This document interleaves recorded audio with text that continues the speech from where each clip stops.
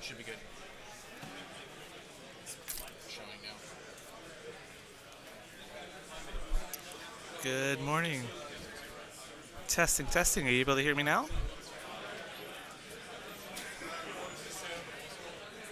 All right. Oh my gosh. Thank you so much for saying something. If anybody has any questions in chat, please feel free to post them. I have been talking for the last 20 minutes into the wind. So, luckily for you then, I'm practiced. So, from the top, our whole spiel. This is round 7 of the Nova Open GT. Players are still setting up with deployment on no risk, no reward, able to just deploy on the line, right up on the edge on their opponent's territory. We've got Leo Rautanen running his Legion of Night. Leo was on stream round, I believe 3 it was, on Friday. You can check out that video. He is back. The man will not lose. Legion of Night with Nagash, the Bone Daddy himself. His opponent, Anthony Lawrence, out of Boston, no stranger to the top table. Anthony has committed to running Slaanesh for the entire year. Anthony is a man who has the opposite of commitment issues. He seems to just overcommit to something, and when he picks an army, he runs it for an entire year. So this year, Slaanesh is his baby, and he's running his Pretenders list. Anthony did get into what we essentially have as our top 8 here. At 4-1, we had 6 players that were 5-0 after 5 rounds here. So we did have 2 players at 4-1 make it into our top 8. Our tournament here does have a little bit of a different format where instead of a single elimination top 8, we do have all players playing it out for that extra 3 rounds. So the winner of this game we might see in the final, depending on how things shake out. Round 6 off the stream, the Anthonys did play against each other. Anthony Lawrence, oh no, not Anthony Lawrence. Leo played, against Anthony Trentinelli. I did watch the end of that game. It was so tight that Leo, with his Nagash against Anthony Trentinelli's Flesh Eater Courts, came to a 21-21 draw, completely tied up, tied on points, tied on max 5 battle tactics, tied on grand strat, tied on looks. There was nothing we could do. It was a draw. Both players ran through the scoring several times. We had 3 judges check off the score sheets. A certified draw last round between Anthony, Trentinelli, and Leo. And here we are with Leo at 5 wins and 1 draw. Joining me right now, the legendary Sean Clark, Captain America himself. Not a legend, Emma. Not a legend. You are here. Does this game start yet? They're still deploying? They're still deploying it. Can I make this bigger on this screen? We currently have no risk, no reward. Leo with the 1 drop. He told me the other day if he plays on this mission, he's just going to put everything on the line. Yeah, and he's done that, it looks got like. 40 zombies right up in front with this 1 drop. Nagash behind. He's got 2 units of Fellbats, a 3 and a 6 pack. A Corpse Cart, 2 Vampire Lords. One, he loves teleporting around with his Morvex Claw Blizzard. The other one is his General. He needs to keep it safe. He's got Spellcasting Savant. But what I think is the key here, he's got Unbending Will, so all of his summonable units are going to count as 2 on objective, and they're wholly within 12. Nagash also giving everything 5-up board save. Yep. It's going to be a tough nut to crack here. Anthony on the other side, 4 drops on his list. Anthony loves his MSU style. He's got like 2 units of 6 Furies. He's got 3 units of minimum Bliss Barb Archers. He's got The epitome, of course, the mask. Mask pulling up his list. 3 units of Cav. I get all the Cav mixed up. They all look the same to me. Seekers and a Sick Blade as well. Yeah, 2 Sick Blades and 1 Bliss Barb, I think, something like that.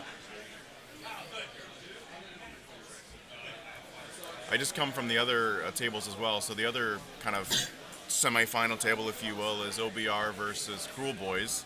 Our legendary 6-0 Cruel Boys player. The dream is still alive. He played on stream last round, round 6. you could watch it back. Cool Yeah. Boys are 6-0. They've just finished deploying over there. OBR, of course, have deployed on the line, everything as one does. Cruel Boys deployed a bit back, and OBR are taking the top of one on that table over there. So we will see. I think a double turn could be bad in that matchup for the OBR, but maybe very bad. maybe he kills enough. We'll see. So in this game, what do you think is going to happen? So Leo has choice. Is he gonna give it to Anthony? You think, or So I think you just give it to Anthony here because Anthony just doesn't have. I would too for the anything. same reason, just not wanting to get doubled. It's so much output on those archers. So Do we know where the grave sites are? I do not. I know he has markers, but I can't quite see them on the stream. I think they might be like on these objectives. There are on those clear mats some Yep. tokens on them. But we'll get an update on the gravesite situation. Anthony does have that Sword Epitome with the full loadout of Strength of Godhood, Crown of Secrets, Flaming Weapon, the Shard Speaker he loves to give something -1 save. He's got the Mask. He's also got the Great Ray Shaman with Hoardfrost, able to coalition that in so it doesn't count for ally points. He's got the giant too, right? Chaos Gargant. No. No, this list- that was the other list I was looking Yeah, at. in this list he's got minimum 3 units of Blitzbarb Archers, no reinforcements. Those are absolutely amazing at shredding zombies. Oh, I've yeah. seen Anthony do it plenty of times before. Does have a unit of Blitzbarb Seekers and a unit of Slickblade Seekers, so he's got 1 unit of melee, 1 unit of shooting. The Blitzbarb Seekers do give -1 save after they wound something. He's got units 5 Twin Souls, which do have a little bubble of, if you're within combat of them, you're -1 to attacks. Really great at shutting down the output from zombies. I know, output zombies. Looks like but Leo's measuring some 9s. He might be taking first turn here. he might. We'll have some updates shortly Or on maybe that. he's measuring to decide. So prediction, who's going to win? You put me on the spot yesterday, and I'm putting you on the spot today. So this one's tight. It's If you want, you can wait till we decide first turn, but the key thing here is Yeah. how much damage can Anthony do to all these zombies with his archers. You see him, he's got them all in the bottom left. There's a handshake. they've shaken. Leo does have that spell portal with the Maelstrom and Spirit Gale, so he's Yeah. going to be looking to just nuke these archers Yeah. with mortal wounds from range. And there's not much Anthony can do against that.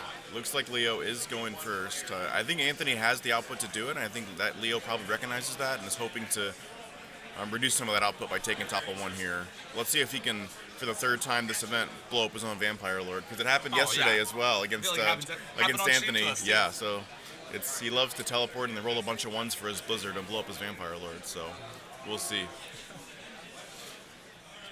So, any bold predictions? Who are we going to see in the final? Who do you think? I think Cruel Boys might make their way to the final. They have a lot of mortal wound output, and the OBR just they're not love to see that. So if OBR can maintain prio, they can probably just score a bunch of points and win. But I think my prediction is Cruel Boys take that one out. This one, I'm leaning Slanesh. Slanesh Cruel Boys final would be incredible. What year is it? Yeah. What? What year? It's never happened. Yeah. Yeah. It's the future, Emma. I would love to see that. Nothing against the other players. I love Nagash. I love OBR. But I think Slanesh Cruel Boys would be certainly the underdogs from the meta watch point of view.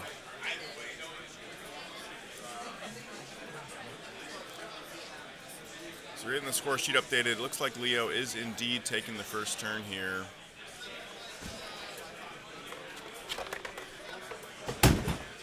Emma's going to get us an update from the table.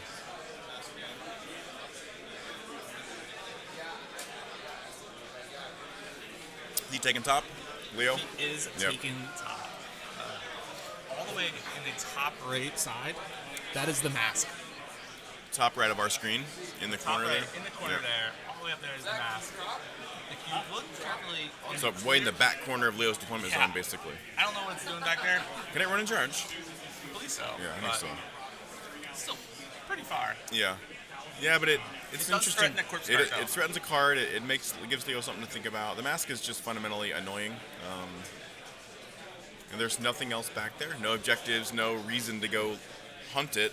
And Leo doesn't really have the luxury of pieces that can run back there, right? So I think it's an interesting play from Anthony to create that sort of mid-game threat or early game distraction for Leo to deal with.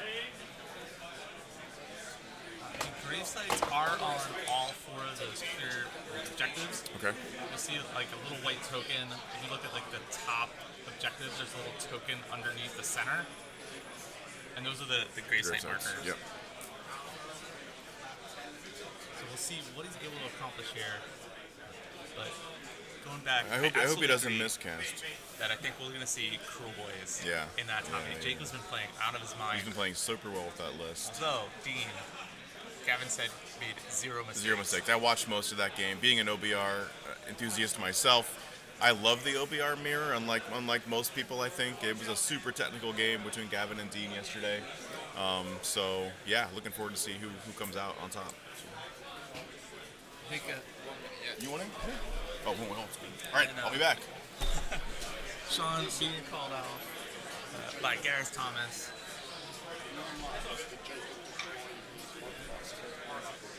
Getting some updates from that OBR Cruel Boys game. Going to be keeping an eye on that one.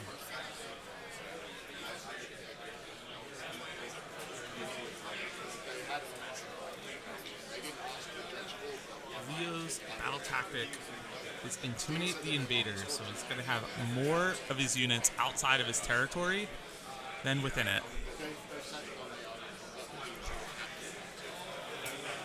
He does just have 8 units in his list. So he's already getting things started by teleporting that Vampire Lord and throwing out a Blizzard.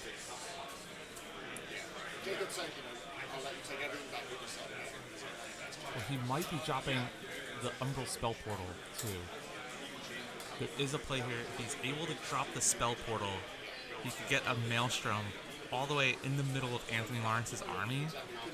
And Anthony Lawrence is so MSU that the combination of a Maelstrom and a Spirit Gale is going to wreak havoc if it goes off. So we'll have an update on this, but that is the key concern here. You can already see the spell portals out, so he's able to get that Maelstrom in there with a Spirit Gale. Anthony's army is going to take a bunch of beating. mortal wounds, yeah. Anthony's secret sauce to this list he's found is that Splintered Fang unit. He's got 20 Splintered Fang allied in that normally hit on 4s and wound on 2s. Hoarfrost a ton of fate. attacks. Yeah. Hoarfrost, has been doing work. Yep. I think there's 3 or 4 attacks. Yeah. You do mortal wounds on 6s to hit. And with Hoarfrost, you can put out. Yeah. A lot of damage. Especially against to, like, things that 80 have attacks no on save, 2s and 2s. right? The Splinter Fang will absolutely rinse a zombie unit.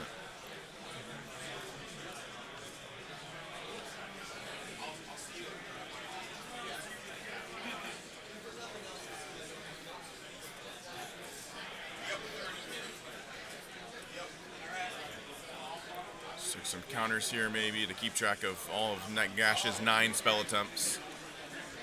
Oh yeah, Leo has tokens for everything. So all of those tokens you see on the right hand of your screen are each of Nagash's spell attempts. Every time you cast a spell, Leo has a token for it. Yeah. And he just puts it on the table. Always important if you're playing Nagash. Yeah. Count your spells. Once you've cast 6 spells, it's hard to remember if you cast 5 or 7. So it's good you to might keep have track cast of. by now, too. Yeah. Yep.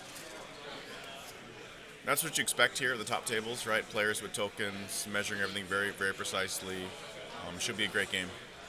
Leo, I believe, has been running things like Nagash for years. Mm-hmm. Like, he just loves Nagash no matter the GHB, no matter the edition. He's been just making it work. Yep, I used him a little bit in Legions of Nagash back during that book, but he's been on my shelf for a while. But I have gotten the itch to get him back out, especially watching the carnage Leo's unleashed with him over the last 6 games. I was having dinner with Anthony Lawrence and a bunch of others last night, and we were counting some of our prior events. And my first meeting with Anthony Lawrence, I was playing Legion of Nagash with Nagash. We were both sitting there, 3-0, went back to my hotel room, studied up on Daughters of Cain because I'd never played it before, for about 2 hours. And Anthony did not show up the next day. Oh, he partied a little bit too hard. Yeah, it happens. Then you got paired into something completely different. Ended up playing against Deepkin. Okay.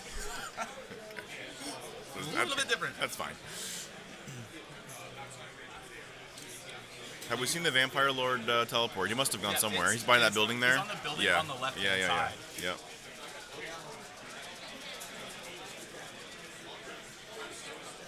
So I think he might have just been going for a blizzard into the Splintered Fang. You think he just cast it there? He probably waits to do the blizzard till the end. I would imagine he runs through all of Nagash's cast. I'm not sure the order that Leo prefers. I have seen him cast Blizzard before going into Nagash. Got it. It happened in his prior game against Anthony Tretnelli. He casted the Blizzard, blew himself up, then went to his first cast with Nagash and miscasted. Yeah, that's not good. And I believe that was his turn 2. Top of 2. I was watching that stream. We got some buffs coming out here. That's the Hoarfrost on the zombies. When you were up there, did you notice his tactic for this turn? He's got intimidate the invaders. Okay. Just shamble out of his zone, right? Yeah, he's got 2 units of Fellbats. Easily do that. Yep. The Vampire Lord already out. Yep. So he'll just need about 2 more units. So very curious to see where he ends up here. I think he might have his other 20 zombies in the grave. They're off the table to your left-hand side. So they could pop up. The unit on the line at the right can just walk forward a few inches and get across as well. This mission is just a box corner deployment, so it's pretty easy for those units on the line to just move 2-3 inches and get out of the zone.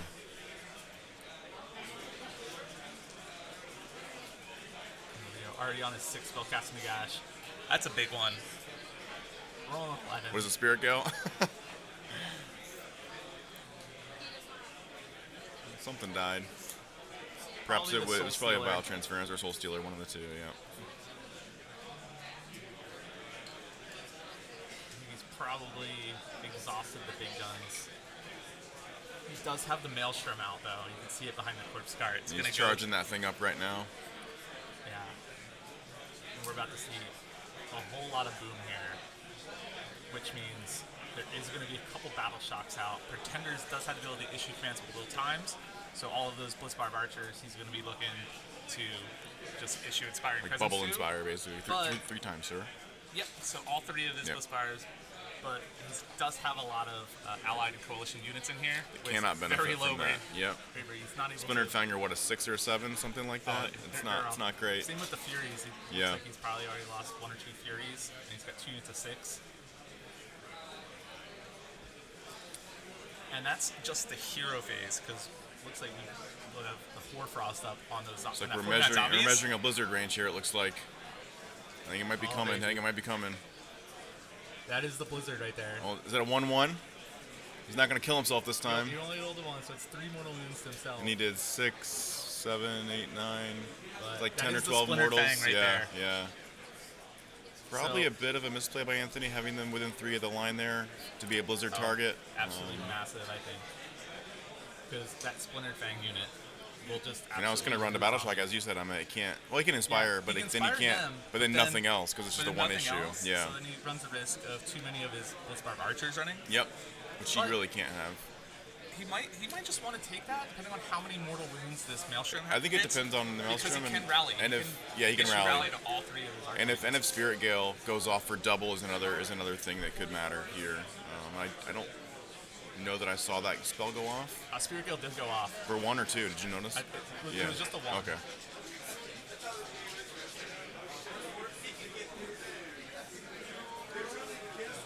Well, actually, it might have been 2. Oh no, we see even more models. It's just pure carnage. There's a 2 on the Twin Soul, so already removing one of those Twin Soul models. Be curious after the game, and I'm sure Leo's counting up here. How much he's killing on turn 1 here. This must be the Maelstrom damage. There's 2 more Furies going.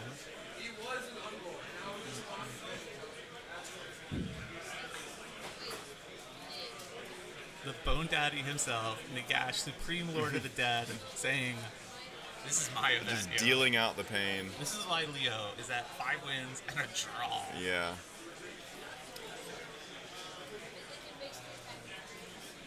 So we'll likely have the winner of Dean's OBR and Jacob's Curl Boys in the final.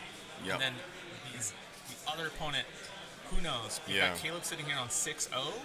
But if Caleb loses, If Leo Anthony wins this. or if Anthony wins big, he could jump because it's jump just too. points based. And the game against Leo and Anthony was an 11-9 yesterday. Yeah. So Anthony's on a 9-point loss, which is, if he gets a big win here, but he's playing against Caleb. Anthony Trandlani does have that one loss from earlier.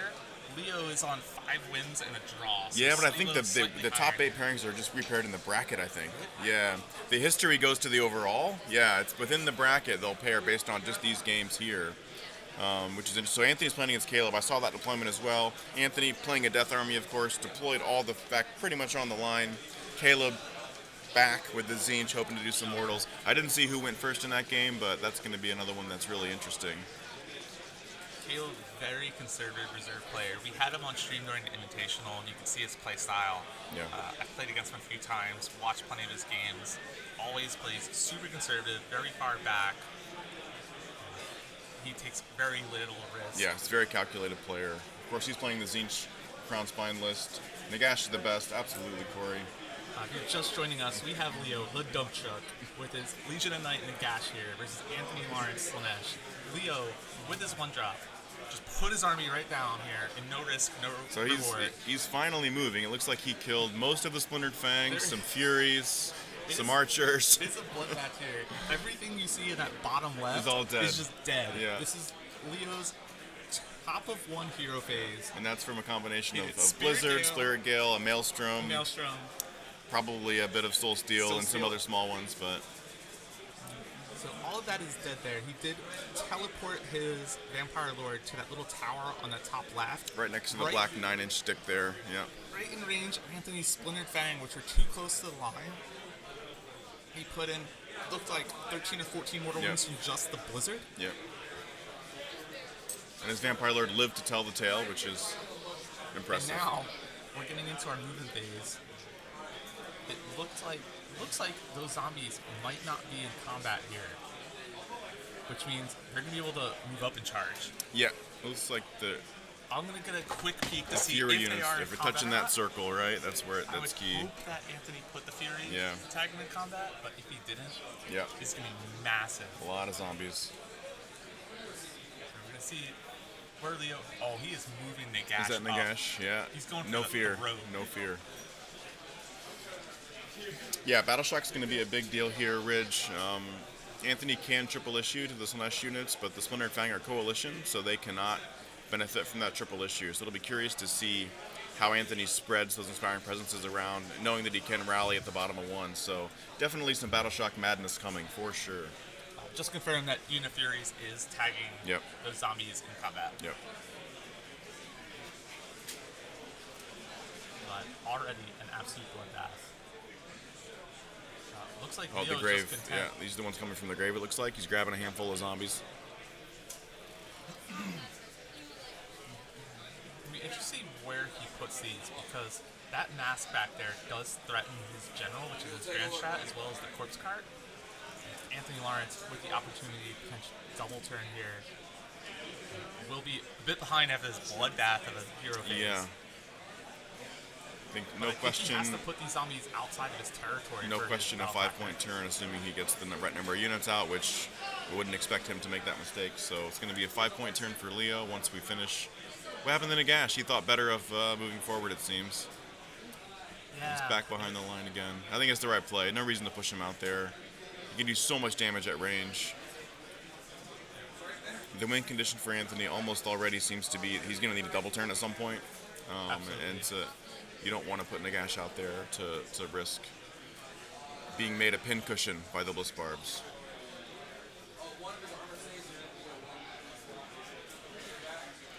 Just very curious to see. It's like he where is ends up bringing putting them up. Yep. I don't know if I like this. I'm gonna get So an that idea. building's the graveside. Is that what you were saying, Emma?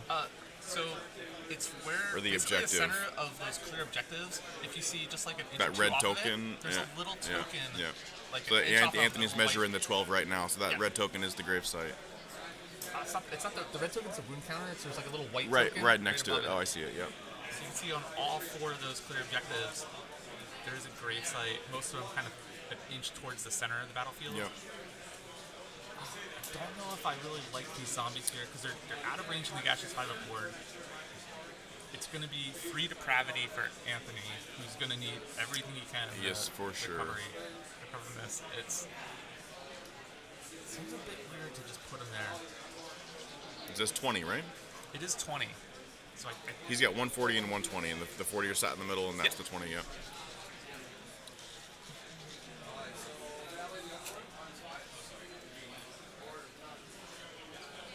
He's hoping to make a charge there, or is he content just to sit there with those zombies? I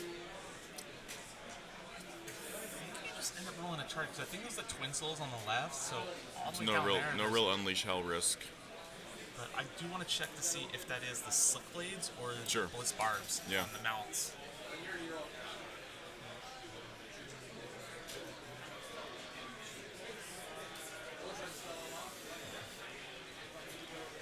Those are the Slick Blade Looks like we're rolling a Seekers. charge here, maybe. That's bigger than a 9. If that was indeed the zombie charge, they are coming in hot. He is so good at Warhammer. He's so good at Warhammer. It's those giant casino dice he's using, I think. Oh, this is huge, because that is a unit of Slick Blade Seekers down there, which will pick up most of that 20-man zombie unit if they're all able to get in there. Well, he's measuring the 6-inch here. And what he's looking to do is just tag those Slick Blades within 3, limit the amount of attacks it can do, and really just neutralize what Anthony can do here, bottom of 1. Yeah, I don't think there's a lot Anthony can do in the hero phase to get rid of those zombies, so even just having a couple of guys left is going to tag those units and really limit Anthony's mobility, which is an important part of the Slaanesh army. I'm also going to take a quick peek to see where this Bray Shaman is, because he does have a Merciless Blizzard in his list So that's with the that Bray option. Shaman. Yeah. To see where that tool is. But it might have already been nuked from the Spirit Gale let's hope Maelstrom. not. I want to see some more Blizzard.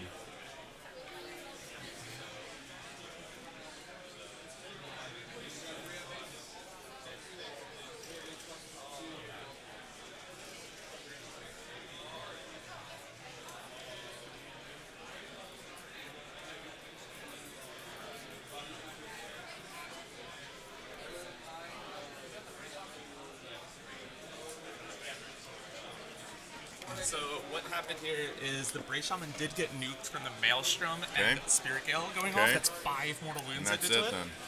And what they're rolling right now is they forgot about the Wizard exploding.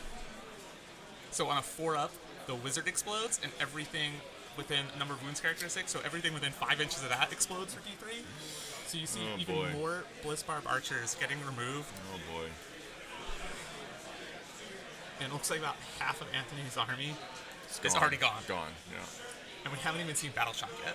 Yeah, we've just seen one charge. That's it.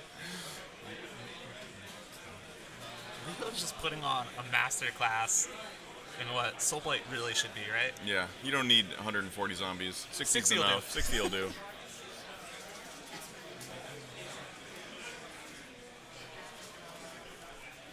As a reminder, this is the only undefeated Soulblight player after 3 rounds. Yep. And he's still trucking. Still trucking. That's why they call him the dump truck. The dump truck. Tom Guan, our 140 zombie player, is currently playing against Scooter on table 5. So as expected, Tom deployed on the line, and I'm expecting Scooter just kind of charged in and tried to pick up as many zombies as he can. And we'll see. That's going to be tough for Scooter, I think. It's a lot of wounds. I did play Scooter back in May and introduced him to zombies back then. Yeah. What was his thought on that matchup back then? He thought that was a ridiculous amount of mortal wounds that zombies can do back. Yeah.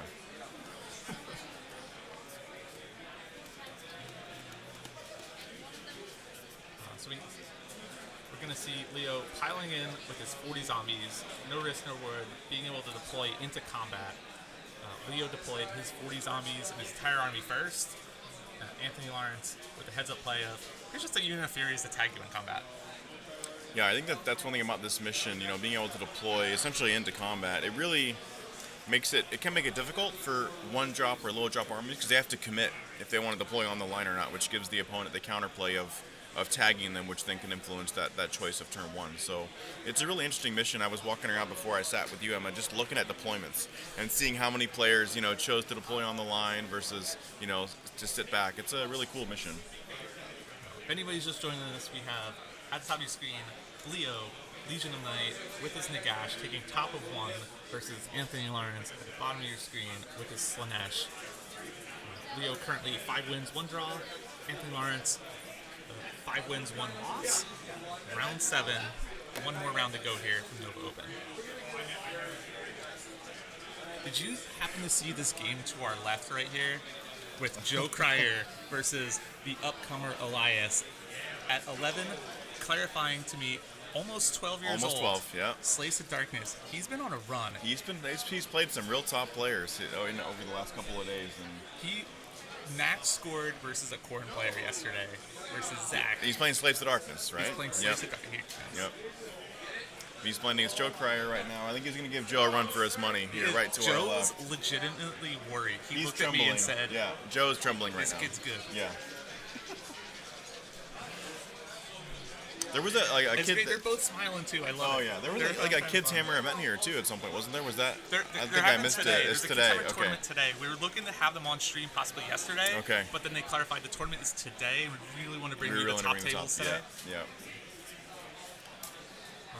I'm waiting for. I want to see these battle shocks here. This is gonna be scary.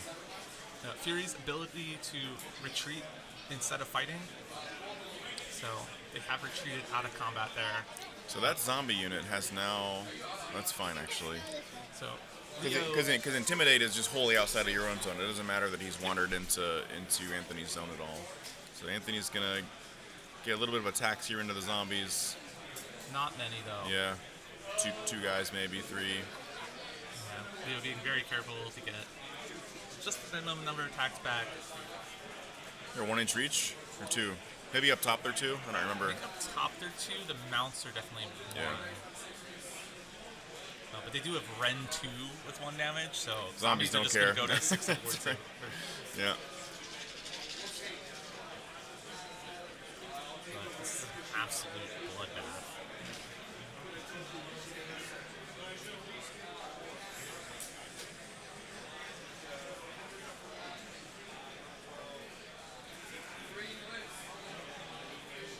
Going to be a huge battle shot coming up,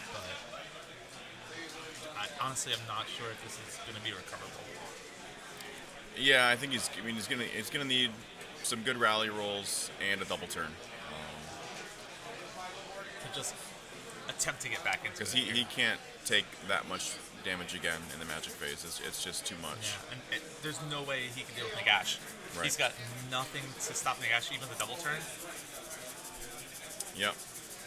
I don't think he has the damage output from what he has left to contend with that 40-man zombie block on a 5-up ward. Yeah, he's gonna have to move around and try to work the flanks and pick up the bodies. He can kill that one vampire lord, but Leo has another one that can then teleport out. They both have Blizzard. No, I think they both have Blizzard. Yeah, but the Blizzard is gone off of Anthony Lawrence's side. That Bray Shaman died. Right. Yep. The key part here, the key trick on Leo's list, is that Legion of Night tech, where after an enemy unit has finished a charge, if it's within 12, you can charge with one of your units. Yeah, not Nagash though, yeah? Because he's not Legion of Night. He's not Legion of Night. But he does use his zombie units and his Feldats to then countercharge and pin other units in combat. So he is able to shut down even that Epitome. If the Epitome tries to come into a nice fancy spot and charges something else first, he could just charge something. That countercharge ability is one of my favorite abilities in the game. A few armies now have it, and it's just so powerful to limit what your opponent can do, and also to block tactics. If your opponent's made a sequencing error, so Legion Knight can do it, OBR can do it with Mortis Praetorians, Iron Jaws can do it with Iron Suns, so there are some armies that have that ability, and it's really, really powerful. Yeah, I do like keeping Nagash back here in this, because that Epitome can do quite a bit of damage. It has potential to swing with a ton of Ren 3, Ren 2, 3 damage each attacks, and potentially pick up Nagash. So the Epitome, probably the only thing on the table right now that can potentially kill Nagash. So until that's dealt with, and Nagash cannot kill the Epitome in the hero phase. Epitome's got a 2-up ward against mortal wounds. So there's going to be a bit of a dance between those two. Yeah, I think he's backed him up just to keep the ward save bubble up, and we just saw how much damage he did from that far away. So Nagash has no reason to be close. I think it's the right play from Leo to keep him back and give the ward save and wait for his next hero phase and unleash it all again. Yeah.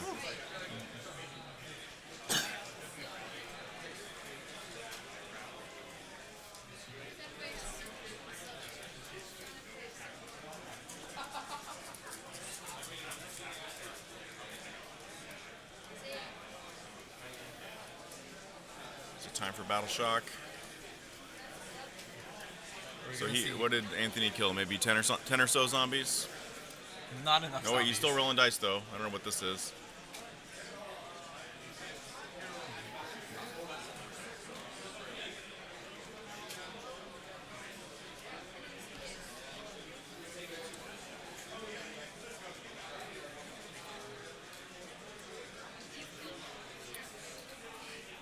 This is the rally. It must be Anthony's hero phase.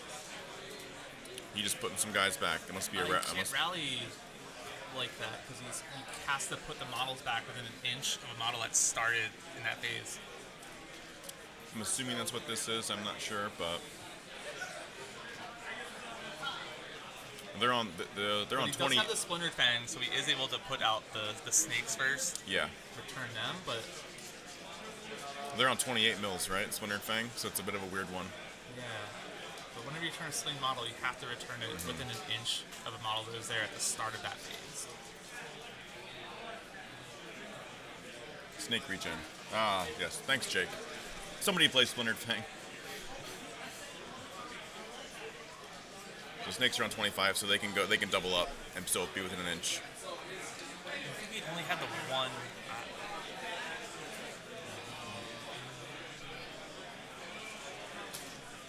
Oh, in the battle shop.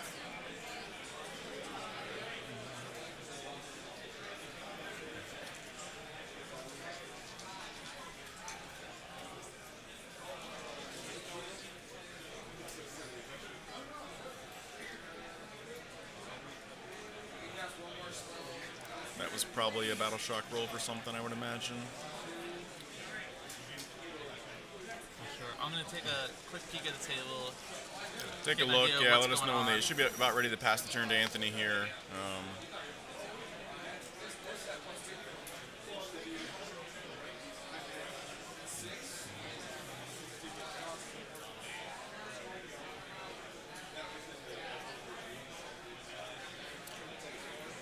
Emma's going to get us an update from the table here. I'm really curious to see how Anthony plays this. He's a really thoughtful player. I'm sure he's got a plan here, but he has lost a lot of models. We'll see what he can do.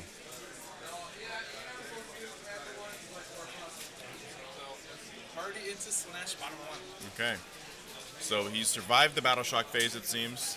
Bliss Barbs have taken some damage, but they're still around.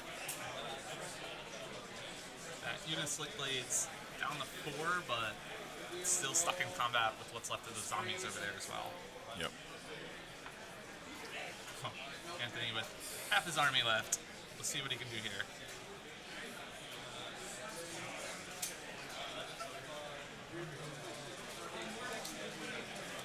So Anthony's battle tactic, Depraved Unity. Pick one objective that you do not control. He's picked that objective all the way in the bottom with that zombie unit. Yep. If he controls that at the end of the turn with at least one Humanites / Mortal unit and a Demon unit, he'll get his battle tactic. Just kill the zombies and walk on with the archers. Yeah, his only Demon unit on the table is the Epitome, so he's gonna have to. Oh, really? Okay. Yeah, She's there, and she's there in the middle. He said, "I have to move the Epitome on there." Yeah. And we just have to take control of this objective, probably kill the zombies. Yeah, and hope for a double. Epitome, if it charges in there, it's going to be a great source of depravity for him.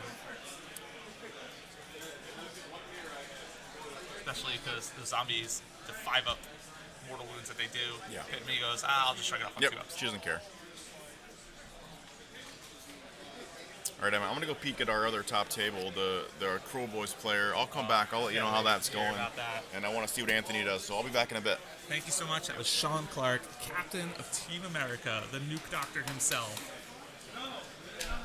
Coming all the way over here to Washington, D.C., just to watch Warhammer. If you're tuning in right now, we are going into bottom of 1, Anthony Lawrence's Slanesh versus Leo's Legion of Night with a Nagash. Leo took top of 1. Got the Spirit Gale off on the 9+, did 2 mortal wounds to everything. Then sent the Maelstrom through the spell portal. Nuked Anthony's entire army. Since Maelstrom does a flat 3 mortal wounds to wizards, it killed his Bray Shaman. We're playing no risk, no reward. They rolled the 4 up. The Bray Shaman then exploded, did another D3 mortal wounds to everything within 5 inches of him. And that is why you see an absolute pile on the bottom left. There's even some models that are on the edge of the table. Those are all dead. About half of his army got absolutely nuked from that.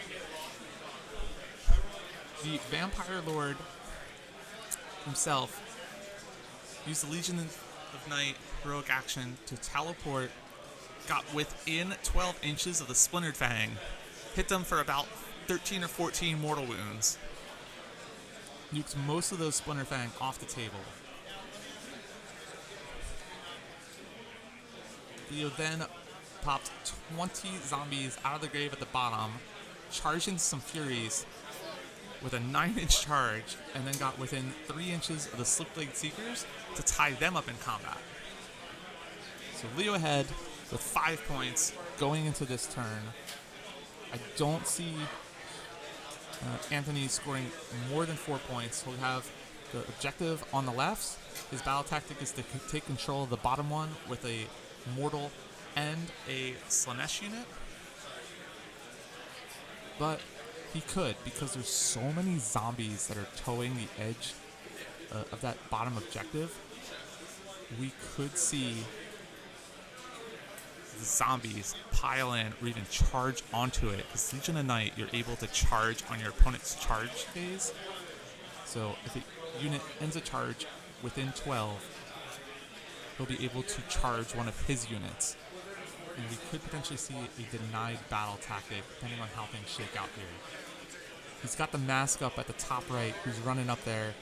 He wants to potentially get in, remove the Corpse Cart. Corpse Cart providing 6 to wound doing mortal wounds to all of these zombies. If he can get rid of the Corpse Cart, he'll at least remove a lot of the damage. But he's measuring out to see if he's able to just get in with the Corpse Cart. And the answer is no. If he charges in there, he's either going to pull in the Gash, or he's going to be in combat with some zombies. So Anthony Lawrence needs a huge turn here to turn things around, since he's lost essentially half of his army already, including his Merciless Blizzard Bray Shaman, so he doesn't even have that tool in his pocket anymore.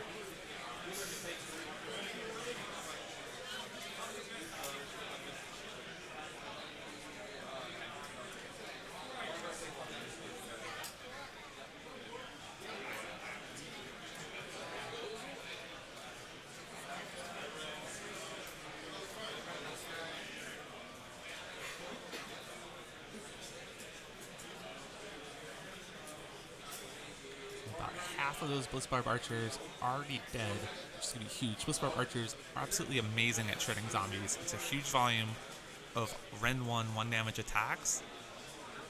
And with half of them dead already, he's already gutted a lot of the damage potential. Nagash also providing 5 aboard bubble. Leo did walk away from the table, grab some water for him and his opponent here, making sure they stay hydrated. You see 2 cups of water on the left. What a sport, Leo. Getting water for his opponent.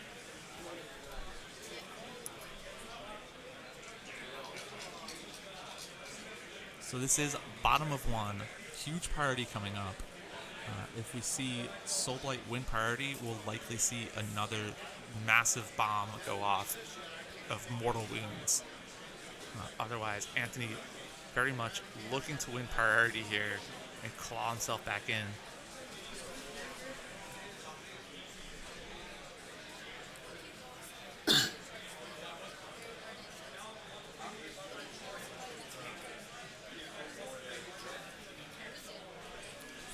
We do have Captain America himself, Sean Clark, going to scope out some of the other top tables.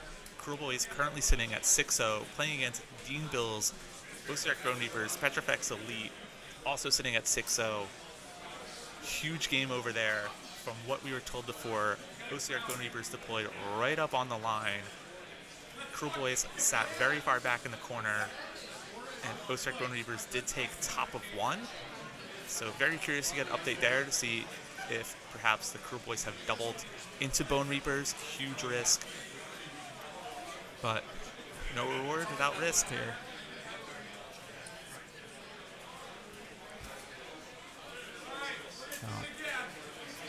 See, the Couture Epitome has moved onto the bottom objective there. They did inform me that the battle tactic here was at the Depraved Unity. He needs to control that objective down there with a Mortal and a Demon. He's bringing his Furies over.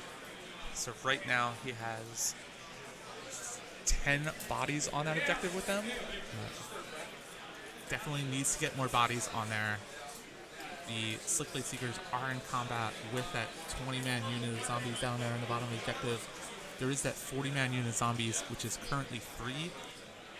So it's going to be huge. He's got to be careful what he charges first here. Because if he makes a charge here and doesn't tag that 40-man unit of zombies in combat, the Legion of Night ability will allow Leo to charge with that zombie unit and pin Anthony's army. But we're going to have a huge shooting phase here first. He does have a unit of, well, 4 Blitzbarb Seekers remaining, as well as about half of his Blitzbarb Archers. So in front of Nagash, he's got 40 zombies. Next to him, there is a corpse cart. There is a unit of 6 Fellbats on that right objective. And then he's got a unit of 3 Fellbats at the top objective.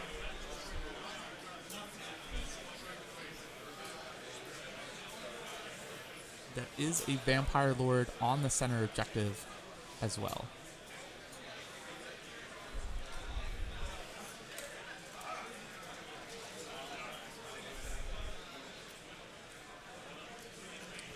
And then right above Nagash is the mask. Anthony was looking to line up a charge into the corpse cart. We're going to see if he decides to go for it or not. If he does charge into the corpse cart, he will pull Nagash or the zombies into combat.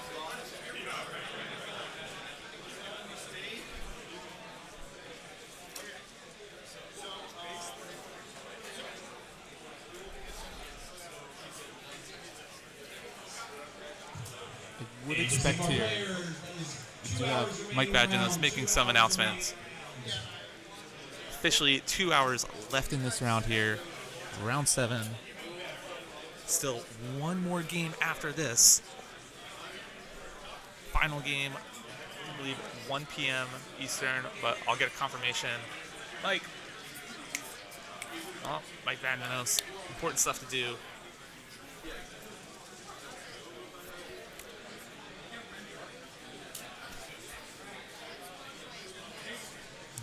That Vampire Lord on the center objective is his general. So Anthony Lawrence definitely looking to pick it up. If he kills the general, it's a spellcasting savant grand strategy. We will have the Crow Boys update in a bit.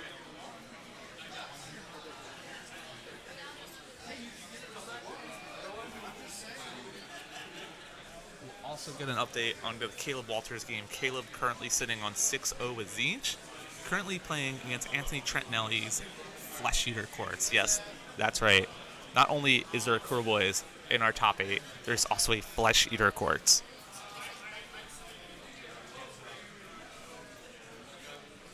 Anthony Lawrence's grand strat is to just end the battle with 36 or more depravity. He's got the glutton for depravity, which against zombies, pretty easy to get up to that one.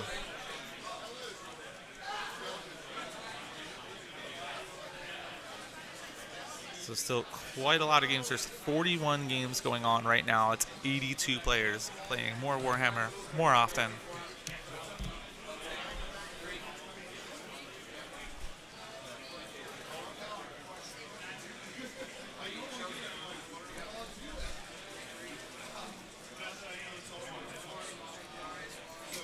We've got Leo here sitting on 5 wins and a draw. Drew against Anthony Trentinelli spec yesterday in round 6.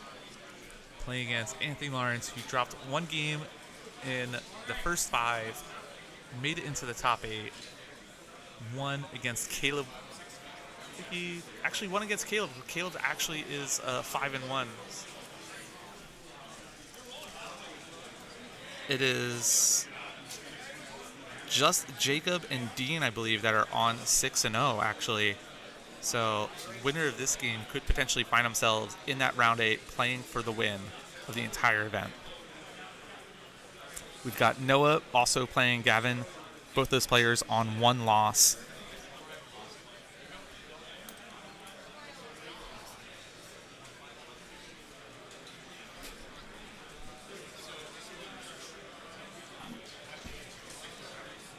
So the only 2 undefeated players, Jacob Brandon, Dean Bills, Cruel Boys versus Dean. Although Leo undefeated himself, 5 wins, 1 draw. This man has not seen an L yet.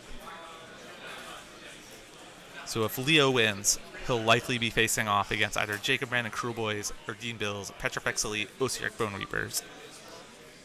I think everybody rooting for the birds. Jacob Brandon's Cruel Boys would love to see at 7-0 in the final to play Nagash of all things. That would be an amazing matchup.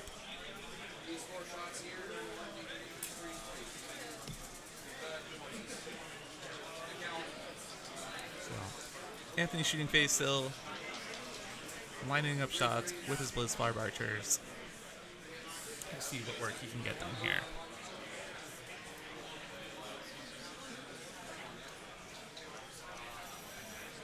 I'll see if I can get any updates from our tables.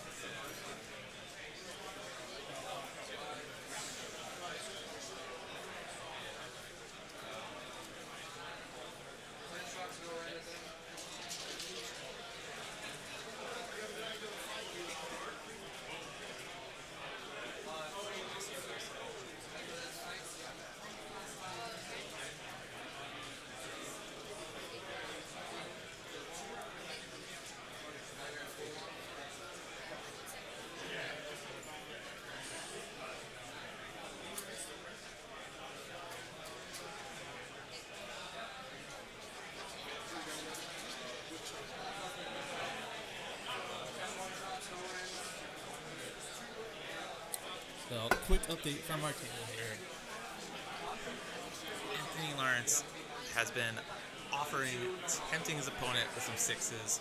So we did see some damage come out to that Vampire Lord on the objective, as well as the Corpse Cart. Purely from the depravity dice.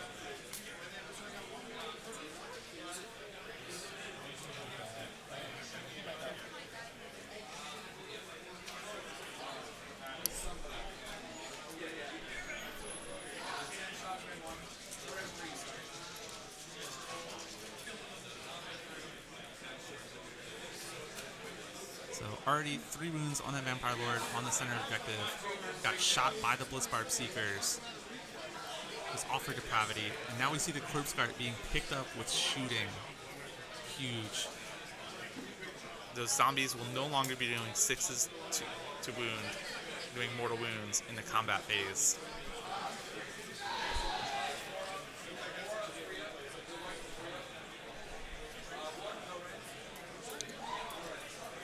Leo trying to limit the amount of depravity his opponent gets, does not want to let him get to those 5 upwards.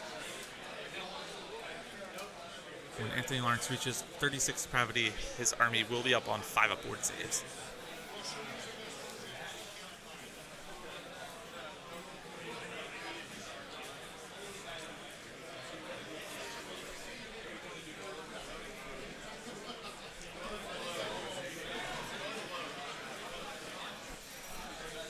Going to run away from the table real quick, see if I can get an update on that Cruel Boys game.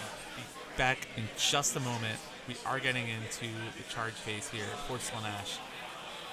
Keep in mind that Leo does have the ability to charge one of his units in his opponent's charge phase.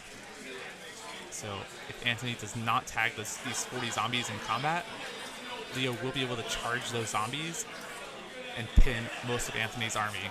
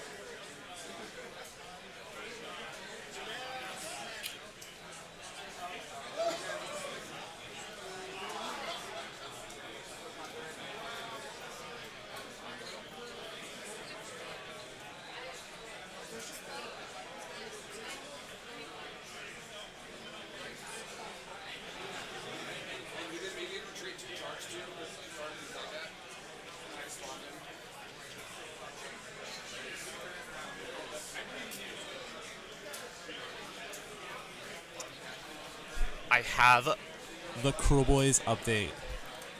Are you ready for it? Dean did take the top of 1, scored his 5. Jacob Brandon immediately responded with a 5 of his own. The Snatch a Boss was able to scoop his general, already denying bottom of 1, the Grand Strat for OCR Bone Reapers. The general was scooped up in the net. It is gone. And it was a huge, massive priority. our table bosses over there looked at me and said, if Jacob wins this, the game is over. Dean, showing why he's 6-0, won the priority to keep himself back in the game. But it was looking very grim for Bone Reapers. So that game, still very much either players to win. But the Grand Strat already denied for OCR Bone Reapers, as his general has been scooped up in the net. So, back to this game, we see the Contorted Epitome has made the charge in, and wisely he did tag in that 40-man zombie unit to prevent it from charging. But Leo responding with a big charge from his 6 Fellbats. Fellbats, whenever they fight and kill stuff, they do get +1 attack for the rest of the battle, and they are in combat with Furies. So we'll see if Leo's able to attack the Furies before they retreat. He'll be able to scoop them up and start ramping up those extra attacks. But the dream is alive for Curl Boys. That's going to be a tight game, and we're going to keep an eye on it. The winner of that game will be on stream round 8, playing to win it all. We did have Jacob on stream round 6, and he did have a game on stream during our invitational. So if you guys don't get enough Cruel Boys, absolutely watch those videos back. Jacob's been playing out of his mind, 4D chess. He's already thinking about the next edition. This man, huge brain. He's making it work. Anthony Narch charging in what's left of his Twin Souls. So Twin Souls, anything they're in combat with, are -1 attack. So the zombies already no longer doing mortal wounds in combat, and are now down to 1 attack each.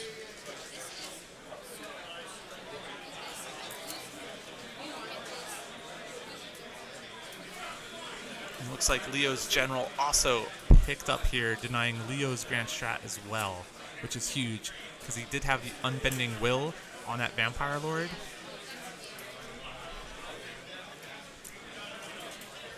Unbending Will making all of his summon units count as 2 on objective, and without that, Anthony could find himself a little bit more back in this game, as he might be able to start taking some of these objectives off the zombie hordes. He can outnumber them. We're about to see a huge combat phase coming up here.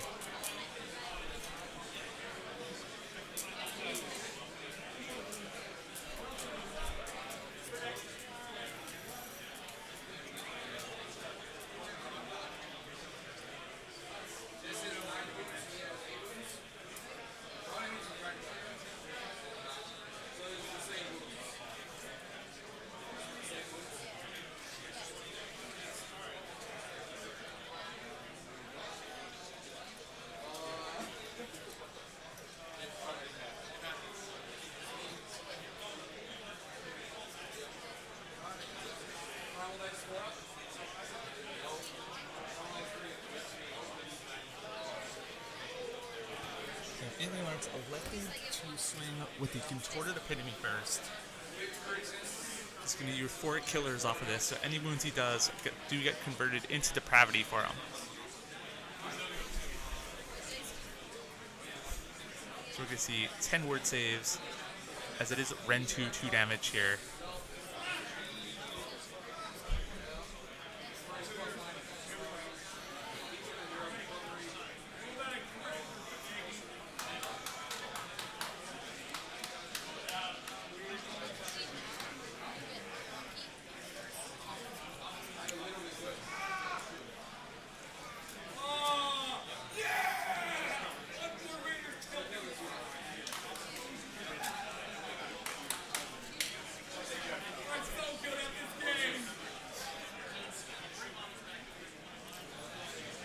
against Elias.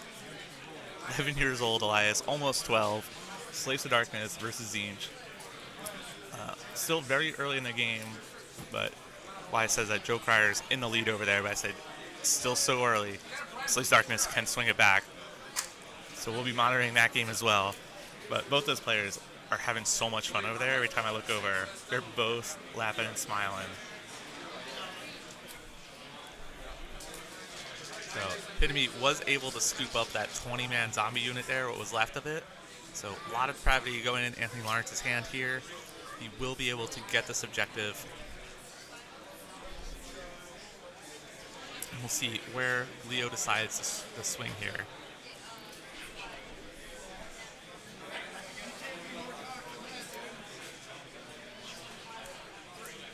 Looks like choosing to swing with that zombie unit. I believe they have Hoarfrost on them. So they will be able to put out a bit of damage, but fortunately are -1 to their attacks profile. So not going to do a whole lot.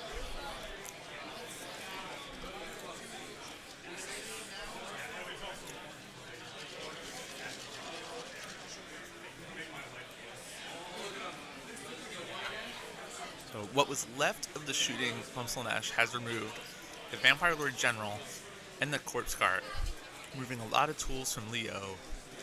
But the big question remains, what can he do to contend with Nagash here? It's going to be a huge priority coming up. If Leo wins priority, you're going to expect him to take it and absolutely nuke his opponent again like he did last turn. All those bodies you see at the bottom left of your screen was the result of one hero phase of Nagash.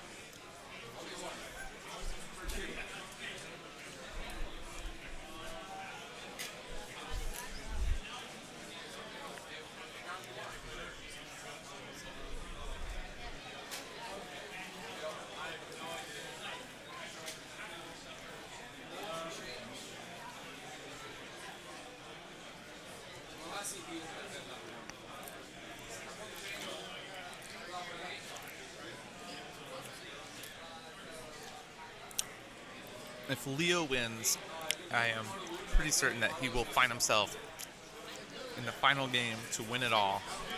If Anthony Lawrence wins, unsure how this will shake up. Not sure what the pairings will look like for that final game, as I believe there's only going to be one player on 7-0. So still no idea what our final game is going to look like, but it looks like we absolutely have the winner of the Curl Boys Oceanic Bone Reaper match happening right now. Dean Bill's Oceanic Bone Reapers versus Jacob Manning's Curl Boys, looking for the Curl Boys summer. Both those players 6-0 at that table, and we'll have some updates as they come in. Just joining us now, we have Leo, top of your screen, Legion of Night with Nagash here, Soulblight Gravelords, only Soulblight player without a loss, versus Anthony Lawrence, currently on 5-1 here with the Slaanesh Pretenders.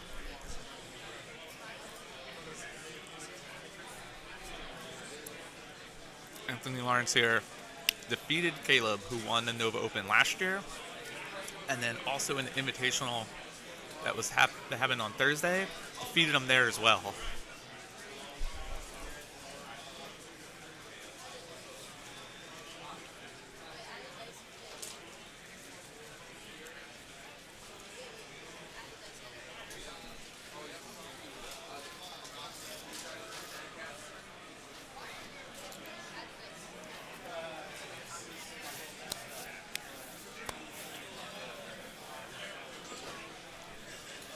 The big question is, how many zombies die right here?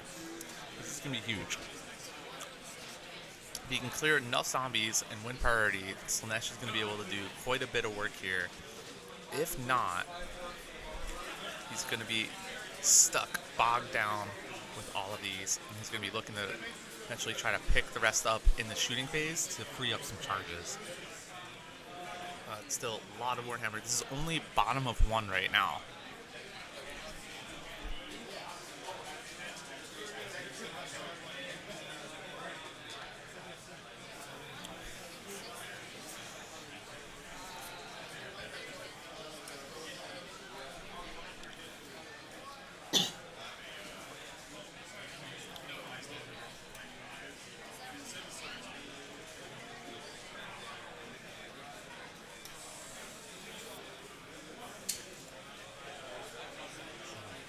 Looks like Leo's about to swing with these zombies.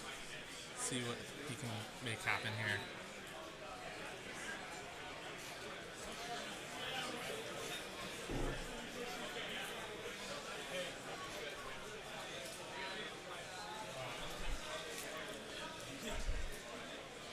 This is round 7 of Nova Open. New format here.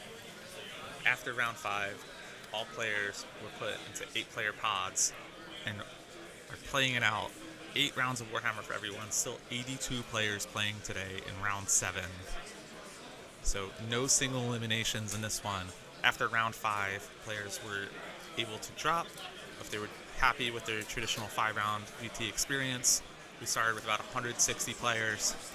So we've seen about half of them drop, but half the field says, let's play on. I'm here. More Warhammer, more often. It's still 82 players this morning playing it out.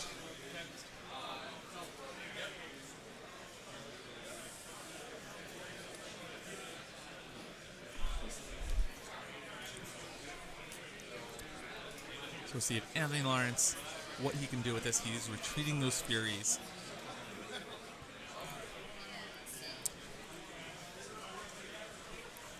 Leo is piling in the Fellbats. Let's see if he's looking to potentially tag that Epitome in combat still. If he can tag the Epitome, he'll be in great shape. Yes, this is 8 rounds. We'll have one more game after this. So this is round 7 of the GT. We did stream 4 games on Thursday already, including 3 from the Invitational. So while this is round 7 of the GT, this is our round 11 of coverage of games here from Nova Open for AoS.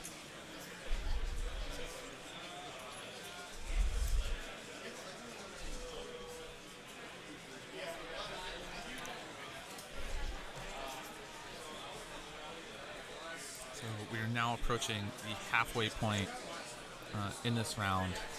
It is 10:30 here on the east coast of the U.S. This round started at 9 in the morning, 3-hour rounds. So about halfway through and still bottom of 1 for these players. So still a lot to happen here. Looks like Leo might have tagged the Epitome within 3 with his Fellbats and then pulled the zombies out of combat with the Epitome to prevent it from charging. Though there's a lot of shooting available for Anthony Lawrence, so he could potentially kill those Fellbats off to free up the Epitome if he wins priority. The big question is, what can he do about this Nagash?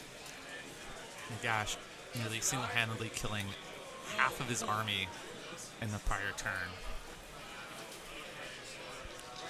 We will have round 8 streaming here at 1 p.m. Eastern.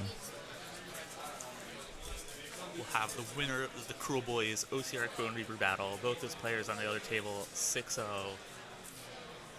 There's a lot of folks rooting for the Cruel Boys, but Dean Bill's his opponent. No stranger to top tables. Absolutely amazing player. Doesn't make mistakes. He defeated Gavin Geiger, 2-time ITC winner, in his last round in an OCR Clone Reaper mirror match.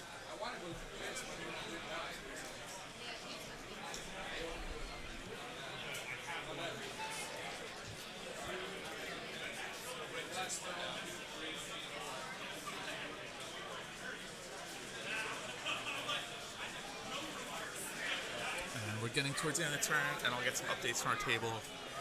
See what the score is. It should be 5-4, but we're about to get to a roll-off as well, and I'll get all the information coming to you, including depravity, players rolling off.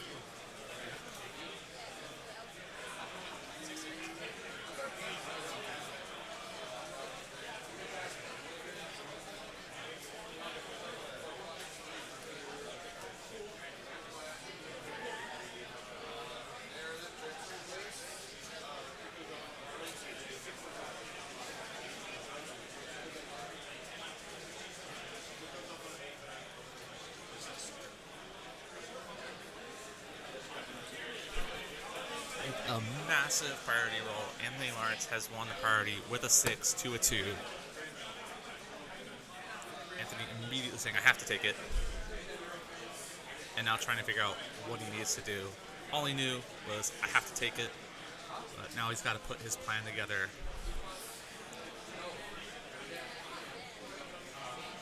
So we'll likely see the remaining zombies picked up. We might even see the Fellbats removed from the table. We could end up with just Nagash left on the table after this one. And that could be enough. We're halfway through the round. Leo's Grand Strat already denied with his Vampire Lord General being picked off from shooting. But it ain't over as long as Nagash on the table. Between Spirit Gale and Maelstrom, deleted nearly half of Anthony's army, top of one.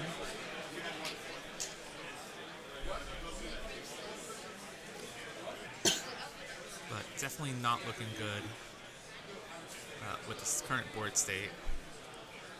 I think no matter what, whoever won priority here was going to absolutely put a hurt on, as Anthony Lawrence still has his entire army in one big bubble. So if Leo won priority here, you would have seen a ton of damage come out between Spirit Gale and that Malevolent Maelstrom for the second time. And then we would have absolutely seen Nagash charging in, picking up something. Here comes some rallies out. Anthony able to issue the command 3 times from his general. So he's issuing rallies to all of his Bliss 5 Archer units to get some of them back. Absolutely, we'll see the remaining zombies killed off here. There's still 10 that Leo can roll to bring back from the grave. So we'll see if he decides to try to bring them back this turn. But I don't see a lot of options here that Anthony has access to really deal with Nagash this turn.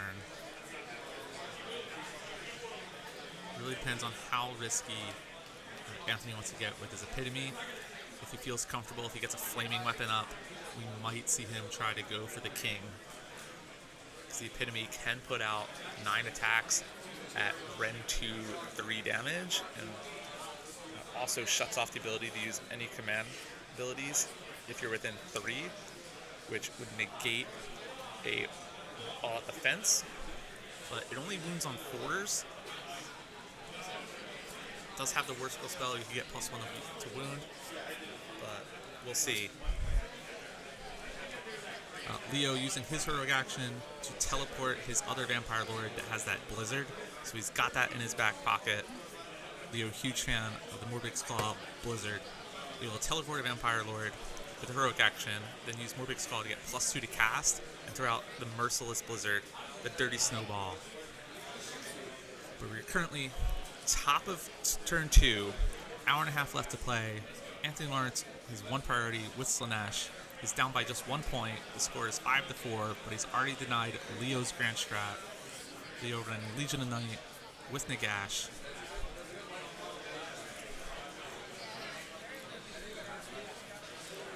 Anthony will end up getting to 36 depravity at some point.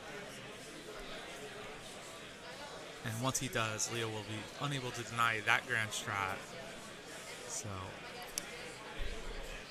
Anthony Lawrence looking to put himself in the driver's seat for the rest of this game. But we'll see.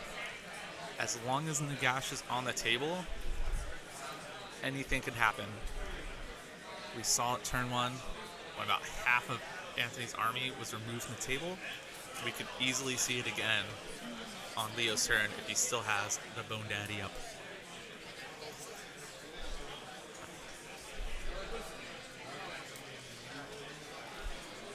So while we get into this, into Anthony's hero phase and movement phase, I'm gonna go take a peek, see if we can get an update from the game that I know a lot of you are inquiring about, the Cruel Boys game.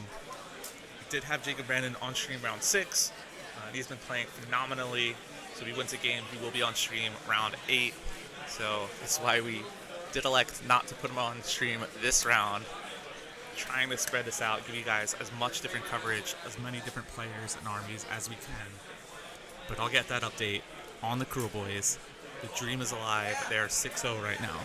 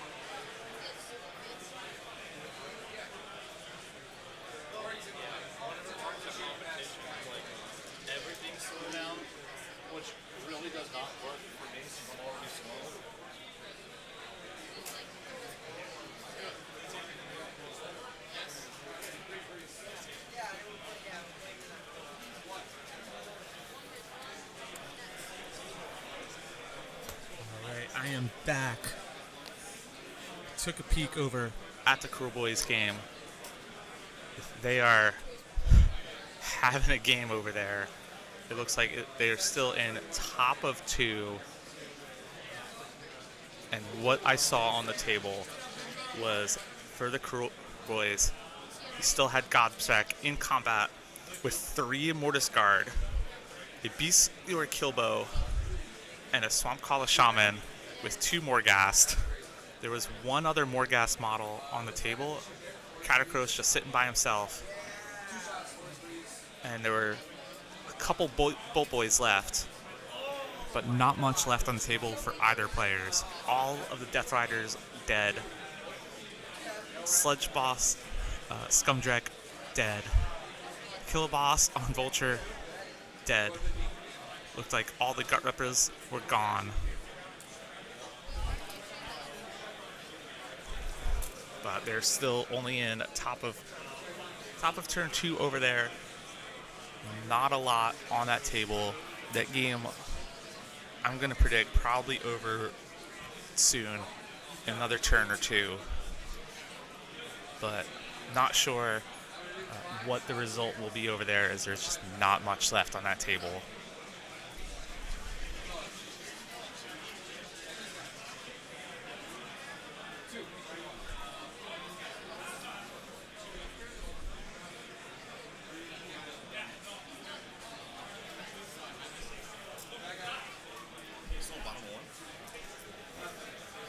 So rejoining us, Sean Clark. Quick recap for you and our viewers. Anthony Lawrence won the priority going into 2 with a 6. Immediately said, I have to take it. Had to take it, yep. Then put his hands on his head, looked at the table, started shaking his head going, I gotta figure out what to do. Yeah. There's a lot of dead zombies I can see. So he must be kind of midway through his turn here on top of 2. So we're into the movement phase. Okay. Slanesh, top of 2. He's looking to essentially clean up all of these summonable units. There are 6 Spellbats on bottom objective, 3 on the top objective. About half of that unit of 40 zombies down the middle. The unit of 20 zombies dead. Looks like he scored 4 on did. bottom he was of 1. To score his battle tactic, the left objective and the right. But we'll see. The question is, what can he do with Nagash? I don't think he has an answer to Nagash this turn. And Nagash did kill about half of his army last turn. Yeah. So it looks like he's starting to spread out, which is good, because if Leo won the priority there, Anthony's entire army was still in a ball. Yeah. And that would have been lights out. He needs to scatter so the Maelstrom can't do quite as much damage as it did on turn 1.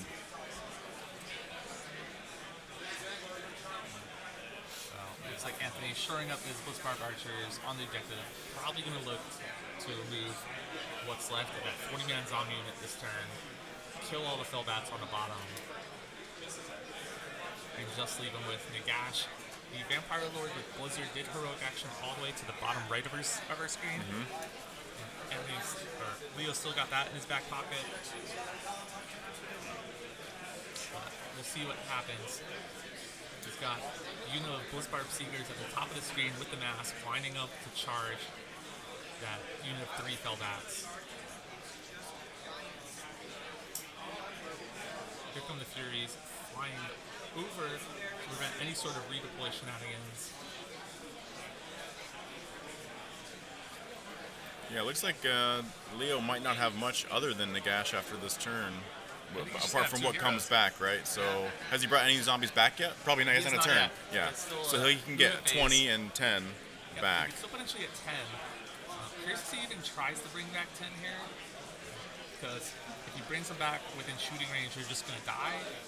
Those are Slick Blade Seekers in the center of the screen. So if he does bring them back on the right, with a good charge of Slick Blades could get in, potentially remove those zombies.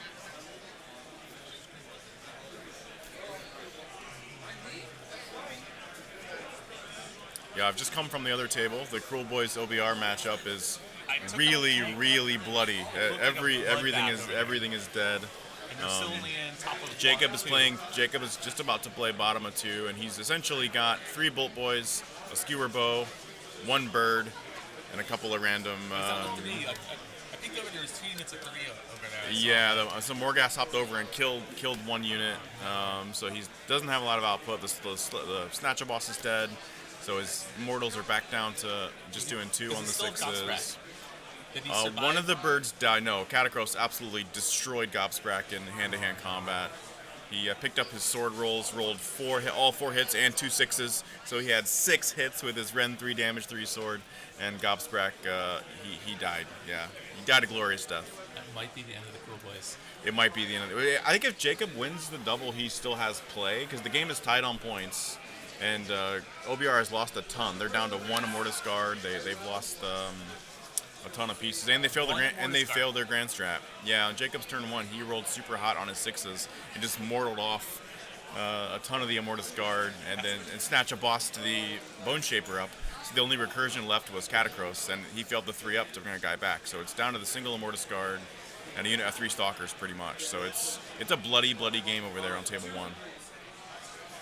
Hopefully we get some more updates as we get into Jacob's turn later. But yeah, I think it's going to come down to Prio. So that game we should have a resolution soon. Although Jacob is a really good player at scrambling for points and playing his army to the fullest extent. So he's not going to give up.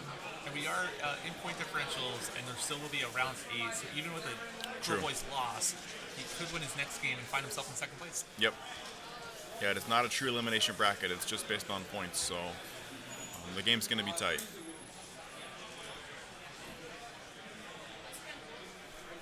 Any update on the Caleb Anthony Trentinelli matchup? It's really, the score is tied and the board state is really cagey. As you'd expect, Anthony's kind of taking the center with all of his feck, and Caleb sort of dancing around the fringes, sitting back inside of spell range. So it was 5-5. They were playing top of 2 last time I was over there. So it's going to be tight to the end, I think, on that one. And the other one, of course, not in our top bracket, but in the second bracket down is Tom Guan versus Scooter. And as you expect in that one, there's just pigs fighting zombies in the middle of the board. I think a lot of pigs have died. I think a lot of zombies died, but they came back. So I think Tom's probably in a strong spot in that one. I did play Scooter with zombies before. I don't think he enjoys that matchup. Yeah. Gavin had to suffer through the Tom Guan zombie special earlier. Yeah. Immediately as that game ended, looked over and said, I don't ever want to do that again. They're having fun. They're on table 5 right now. They're having a good time. You know, Scooter's always a fun opponent to play against. So absolutely.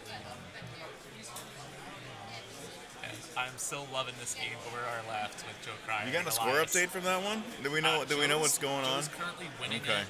Elias is like, yeah, Joe's got it. I said, Yeah, it's still early. don't give up, But yeah. he's been smiling and having a whole time. Those two are having a blast. Yeah. Probably one of the best games that we're having going on. I love it. It's exactly what we want to see round 7. Lots of dice being rolled here. Is it shooting probably? Oh yeah, we're gonna see tons of these zombies picked up here. Yeah, that epitome is gonna go right into those spell bats, pick them up, scoop up some more depravity. Spell bats out of range from the gash, so they're only on a 6-up board save.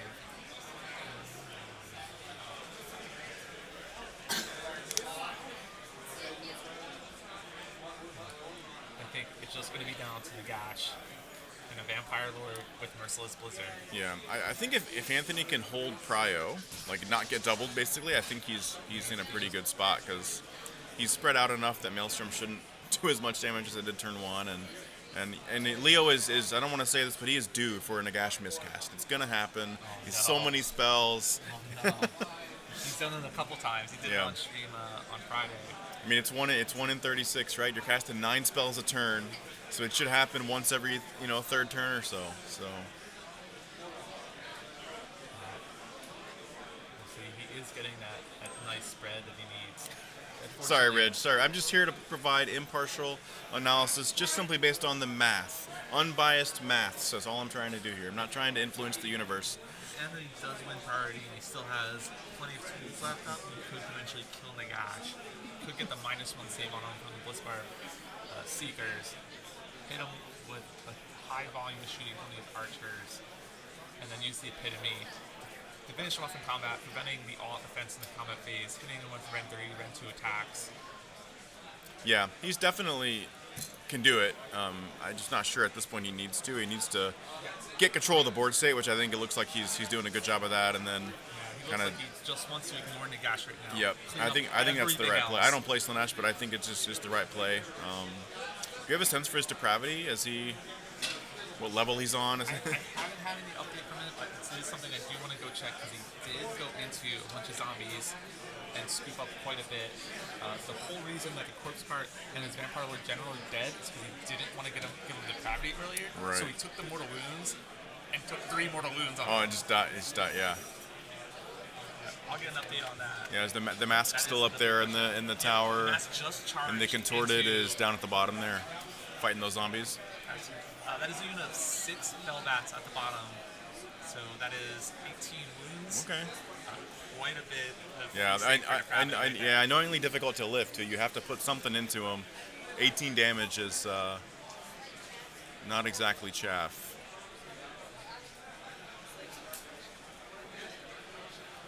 Emma's just stepped off to get us a count on the depravity for Anthony.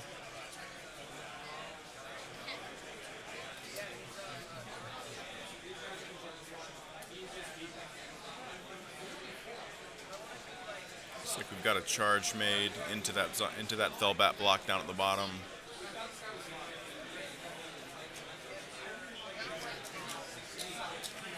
Looks like some spicy updates coming from the table. Emma's getting the full scoop over there. We'll see what's going on. Some spicy updates. It looked like there's some good news there from Anthony. Anthony very happy right now. He got Flaming Weapon off on a 16. Oh, poor Nagash couldn't unbind it. Nope. Oh, One's on his Primal Dice. You hate to see it. You really do. So that the keeps going in. epitome's fighting the bats down there. Yep. She might do Damage it. 3 on all the weapons. Yeah. And currently sitting on 20 depravity. Plus the bat. What he's gonna get from nuking these bats, right? Yeah, so if he kills the entire unit 38. of bats, he'll hit his 36 Yeah. and trigger the 5 up wards for his entire army. Yep. That's massive. And that's exactly what Leo does not want to Exactly happen what here. Anthony needed before Nagash's next turn to get that ward save up. Essentially cutting the damage by a third, which is amazing. So it's going to be huge. If he hits the 36, it's going to be massive. If not, Leo's still got some plays. That Magic 36 triggers 5 up wards for all his Helix and Slash units, as well as gets advanced strat. But that's more of the long-term goal. The immediate goal for Anthony is just get 5 up wards to slow down the massive nukes. Yeah. And you know something about nukes. I do a little bit. Did we catch Anthony's tactic this turn? See, he didn't write it down there. I did not. Could be Maelstrom unless the epitome was already engaged. I don't see a reason for him to take the Maelstrom this turn, simply because He wants to just kill pick up everything. Yeah, everything. that's true. But after Anthony's turn, when they score it up, I'll get the update on the battle tactic then. Definitely give me a 5-point turn. Yeah, I think he's with all the options he has on top of 2. I'm sure he's done one he can achieve. So it's like some pile-ins here.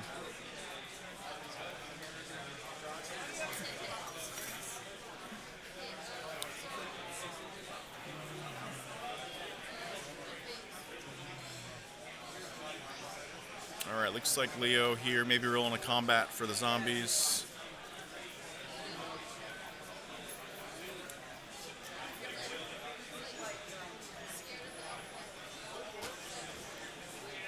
I think as usual with any Soul Blight game, the recursion rolls are going to be big here over the next couple of turns. And of course, turn 3 Prio, I think it's going to do a lot toward deciding this game. But Anthony has fought back really, really well after that just beating he took on top of 1. It's good to see him, battle, of course, win that key turn 2 Prio, but just keep playing. The cool thing about Age of Sigmar is that Prio roll just keeps the game in reach.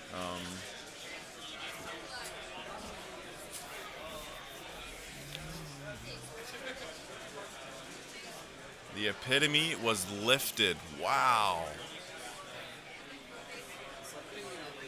The epitome, of course, only has, I think, 7 wounds, so weight of dice may have just gotten the job done and lifted the epitome, which is surprising and definitely not what Anthony wanted to see there in that combat.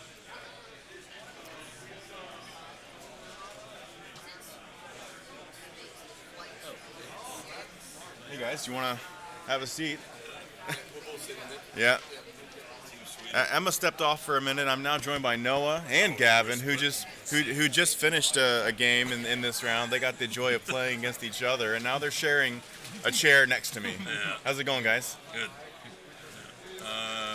I won the prio, so You won the game. I killed Once again, Gavin just being amazing at Warhammer, winning prios, winning games. I did make a mistake. Noah made a mistake, I guess. Yeah, you let me kill Bellicord. Yeah. That's it.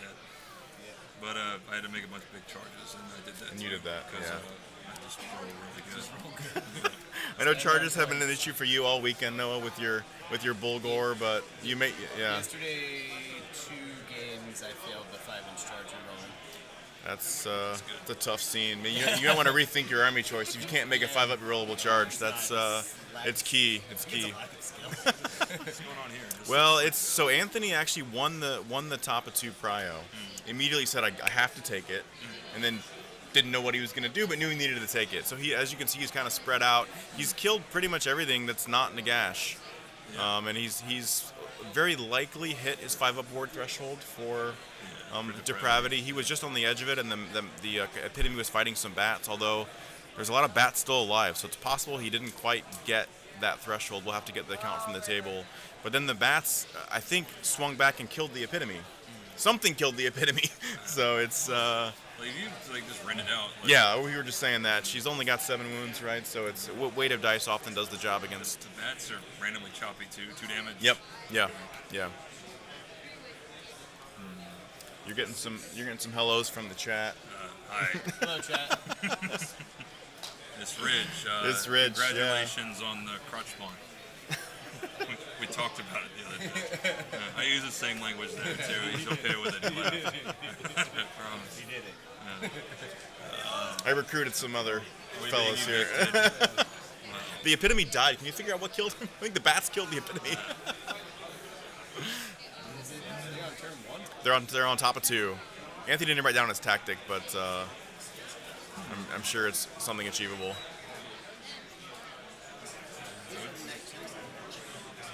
The first turn was like kind of crunchy, like a lot Oh of yeah, stuff happened, yeah. Well, Anthony lost. I don't want grapefruit. Anthony lost about half of his army on top of 1. I'm being pressured to leave. Sorry. We're It was very we're trying nice to we're trying to sort out which flavors of high noon we get to share here in the booth. It's a very important business. We'll let the professional take over. Thanks, Gavin. Thanks, Noah. I do have an update in our Crow Boys game. Okay, how's it going? They're essentially just a kill a boss on Corpse River to the left, a 1 Bolt Boy, a Yep. Shaman. Yep. Looks like 2 Who Mortis. won the prio? Do you know? One Mortis Guard, Catacross. Yeah. Looks like the Morghast are still there. Yep. There were 2 there left when I was there, up at kind of at the top of the board. Both players rolled a 2. Dean Kept wins it. priority. Yeah. Keeps yeah. it. That's gonna be tough. The Cruel Boys stream might be dead. I'm not, it's not confirmed. It's not confirmed. But Catacross that's is a tough. very close to Yeah. that big old bird. Definitely gonna. I was over there at the beginning of the game, and they deployed, and OBR took top of 1, which I thought was risky into Cruel. That Cruel Boys matchup, if you get doubled, it can be a really, really tough scene. But Dean has done a great job at winning both prios, and again, a lot has been taken off the table in that game. So we'll let you know as soon as it's wrapped. But it sounds like OBR are in a strong spot on our second semifinal table. It looks like the Epitome failed to kill all the Fellbats. Fellbats do have Ren 1, 2 damage. Yeah.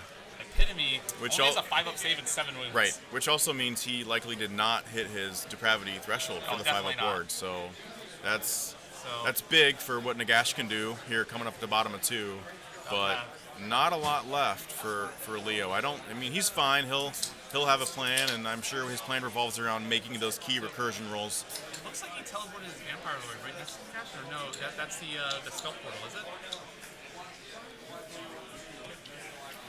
think that's a Vampire Lord. I don't see a reason to put out a spell portal. He definitely wants to put up a Maelstrom this turn. Are they playing bottom of 2 now? We can find out. Yeah. Emma's gonna figure out exactly where we are in the turns here.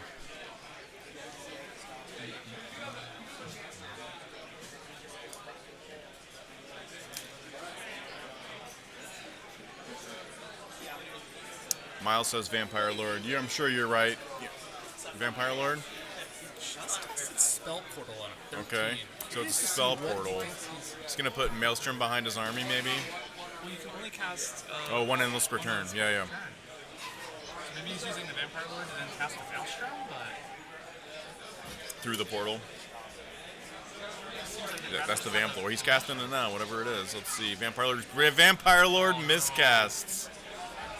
That might have been the gosh. He pointed to the Vampire Lord, I'm pretty sure. I think that was the Vampire Lord.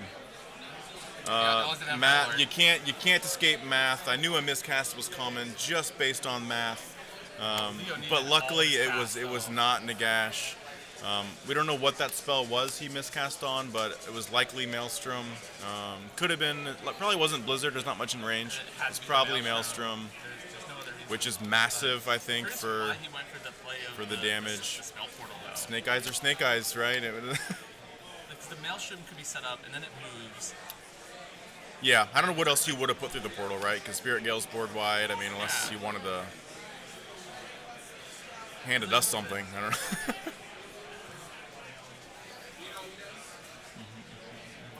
So we won't see any Maelstroms coming up, which is That's big. I mean, that's massive actually for Anthony. I mean, he doesn't really care about the Spirit Gale. It's 1 or 2 mortals. The Maelstrom is really the big source of damage.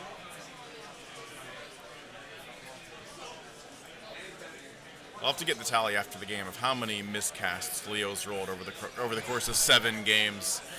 I've heard of 3 or 4 myself, but again, he's casting 12 spells a turn or so, 11 spells a turn between all of his wizards. 10. 10. They actually the 9. He has 9, I think. I think he has 9, and then 2 Vamp Lords each have 1. Either way, 10 or 11 spells a turn. It's gonna happen. Emma's getting the rules here for us. 8 spells. 8 spells. I don't know my rules, but I never claim to know my rules. I just there's too many. There's too many War Scrolls.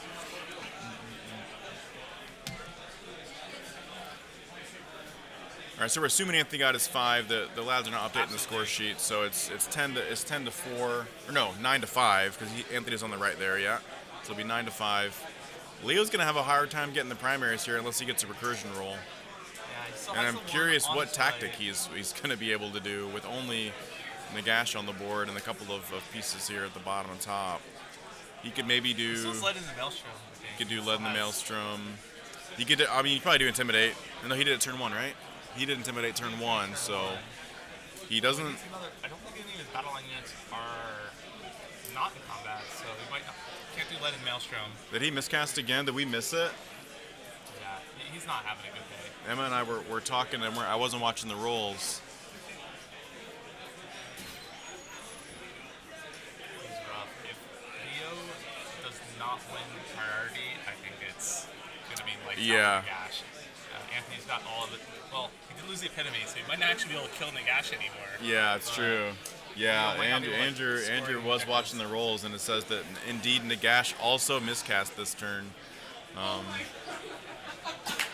I don't want to go ask Leo that right now. It's probably not the best question to ask. But yeah, based on the dice rolls we saw, that's 2 miscasts in this turn, which is not great. Let's put it that way. I think what he's going to want to do is pick up these Slick Blade Seekers. Slick Blade Seekers do have a Ren 2. One of the only things left in that army that could crack the armor save of Nagash. He does roll and brings back zombies, so we'll score that top objective. Yeah, it looks like that was he already has the- the right objective, and he's going to retake the center. Yep. Just hold 1, hold 2, hold more. That was the 20 that became a 10, it looks like. Looks like Leo, let's get an update on his battle tactic. If he gets the battle tactic, we'll still be ahead by 1 point. Hey, But that grand strategy is going to be huge. does he have to bring back 3 units Grand Strat, or is No, he it's playing? already been denied. He needs to keep his general alive with the spellcasting savant. And Uh-huh. Anthony put And all he's his shooting dead. in there, prioritizing that, saying, "Can I tempt you with a 6 in these Yeah. trying times?" Leo going, "Sure, because I don't want to give you depravity." Yeah. Or no, denying it, saying, Yeah, "No, yeah, no, yeah. no, I don't Yeah. want to give you depravity." And Anthony going, "Okay, have 3 mortal wounds instead." Just killed him. Brutal. Anthony has the depravity, the Grand Strat, I'm sure. So go. Bats bats charging coming in. in. These bats are doing work. I think he's doing Lennon to Maelstrom then, because he's charging Yeah. a battle line unit and That's Nagash. what I thought he would do. And the bats will tag. Bats can always pile in and tag something else if they And the need bats to. should be able to shred Yeah. up those bliss barbs.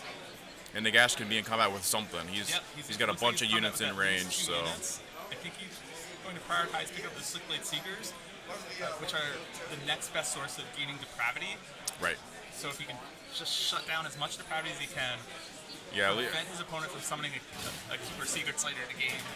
yeah. I think that and Leo, knowing he's already failed his own grand strat, is in a mode where he needs to try and prevent Anthony's, which is the depravity one, right? It's to get 30 whatever depravity. Yeah. So He's getting close. yeah. Although it looks like the Mask may have only gotten a few, or the Epitome only got a few from that back combat before, Yeah, which so I is still think he's unfortunate. less than 30, Yeah. but he's getting close to it. Yeah.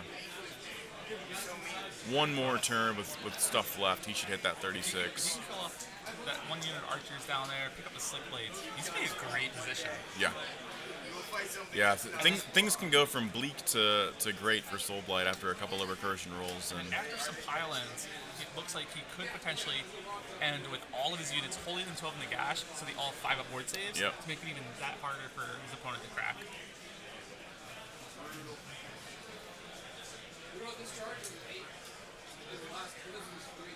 So earlier during Anthony's turn, to walk over and see Leo kind of sitting in his chair, kind of resigned to the fact that I'm in danger, I'm in trouble.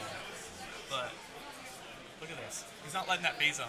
He's Yeah. back in the driver's seat here. I mean, similar to our other game where the choice to take first opens you up to a double, which Anthony in this game got the double and was able just to do a ton of damage, even with only essentially half his army that was left after that turn 1. I just really would have loved to see the Maelstrom instead of that spell portal, because all of these Blitzbarb archers down there too, as they die, will feed into that Maelstrom, and then will Yeah. detonate again, blow up even more archers. Oh yeah, definitely. To me, that's like the only real misplay I see here. Yeah. But curious to see what he would have thrown through that portal. It- Maybe he had a bigger It's brain tough idea. because you need both spells to go off one way or the other. So because you The Maelstrom does have enough range where you can set yeah. it up, He might have gotten crank it up, move yeah. it, and then it detonates later. He might have gotten a bit greedy trying to get max range on it through the portal. Yeah.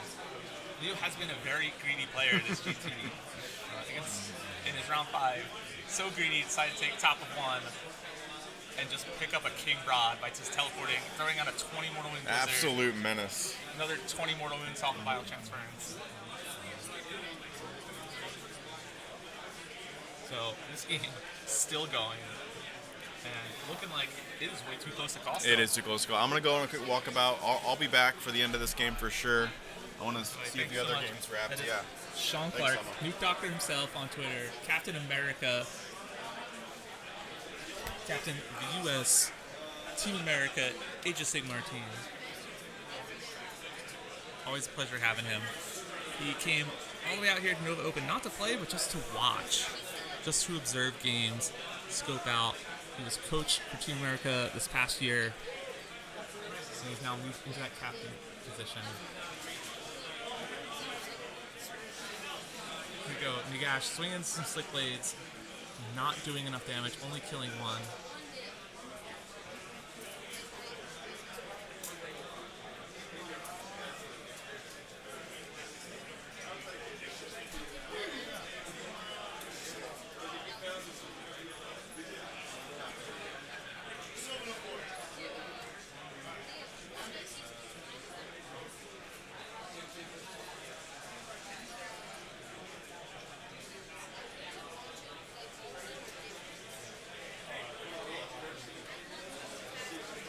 So very curious to see what the center objective looks like after this. It's going to be very tight in bodies. Nagash counting as 5 on the center. He did bring back 20 zombies, but he's going to need them to secure that top objective, as there are 5 bodies contesting the top objective, which means on the center he just has Nagash, that unit 3 Fellbats. Looks like the Vampire Lord to contest the center.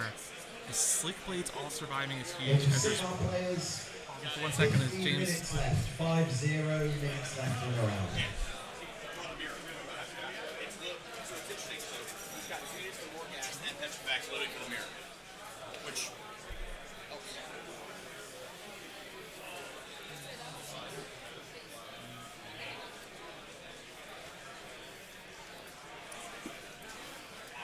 So the Slick Blade Seekers, there is a unit of 5, looks like the Splintered Fang there, and the Cimberesh Twin Soul. They all contest the center. The Gash counting as 5, Those spell bats, counting as one each. It's going to be tight on the center objective control.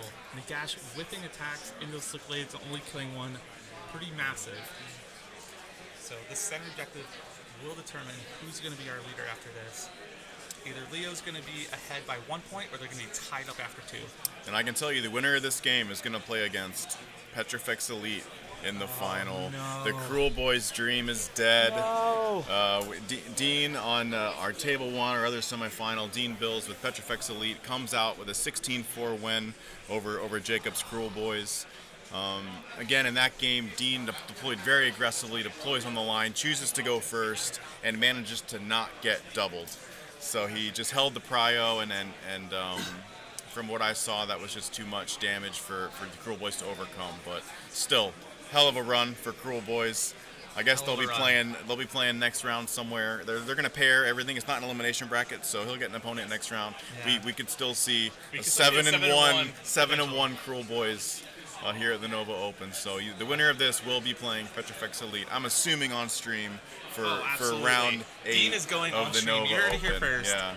Dean Bills, Petrifex Elite, Osiark Bone Reapers on stream. Everybody else running no Myriad. Yeah, it's a bit of a Some different people talking about Mortis. list. Yeah, he's kind of tooled up for the mirror, OBR He did. mirror. I talked to him a little bit last so night. he's got Petrifex and 2 units of Morghast. So a little bit different than typical build. 2 units of Morghast. I think 3 Stalkers and of course 6 of Mortis Guard. He specifically built the list that way because he was concerned about his OBR mirror. Felt comfortable into everything else with OBR, just because they're OBR. OBR, yeah. But was concerned about the mirror match. Went Petrifex Elite for the -1 wounded. Brought the Morghast, so you can't issue commands if you're within it's really combat good. of them. It's amazing the mirror. Gavin played him in a mirror match in round 6, and still just a 2-point game in that one. Yep. Came down with 12-8. I think was the final on diff. So. And it was the Grand Strat. He made a massive charge into Gavin's general, picked him up, denied the Grand Strat. Yep.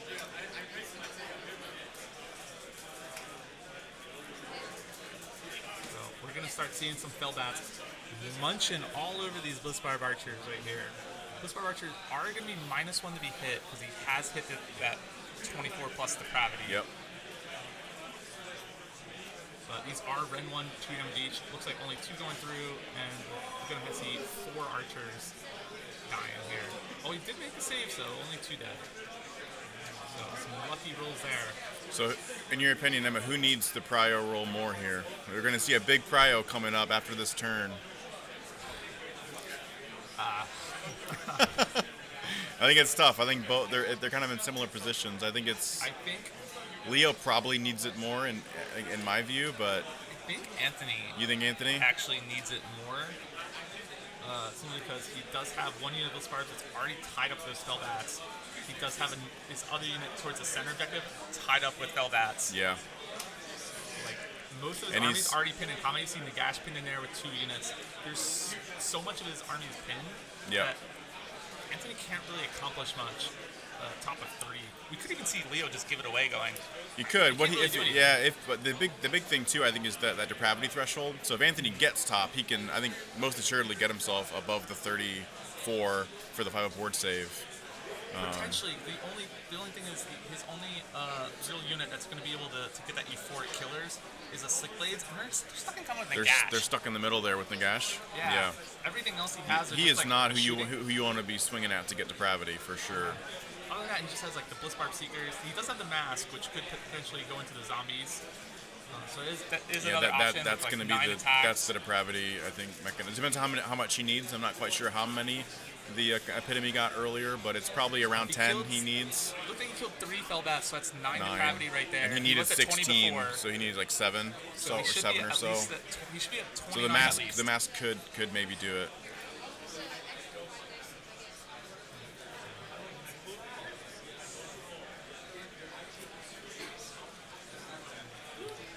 About 45 minutes left in this round. Finishing up round 2.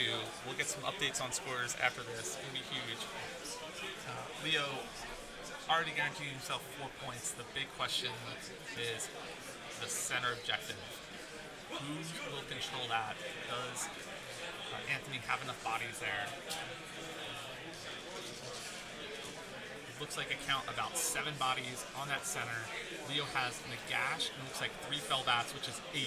So if a single Fellbat dies over there, he might lose it, although that Vampire Lord is towing it. And we do see 2 Fellbats picked up, so the Vampire Lord, I'm going to get an update to see if that's the Vampire Lord or the Stealth Portal towing the center. But that's going to be the make or break to see if Leo takes control of the center objective or not, because it was currently controlled by Anthony on the prior turn. Okay.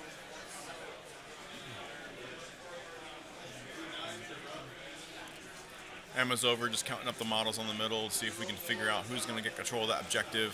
That is the Umbral Spell Portal towing Okay. it, not the Vampire Lord. So Anthony might still retain control of that center, but looks like we're getting into a huge Prio here. roll. 6-6. Oh my gosh, they both tie. Anthony went top last turn, Yeah, so he's gonna have the he's going to choice, yep. And then I'm gonna go over there. Maybe just get the score real quick. See and, what happens, get the score. Score, depravity count, and the choice.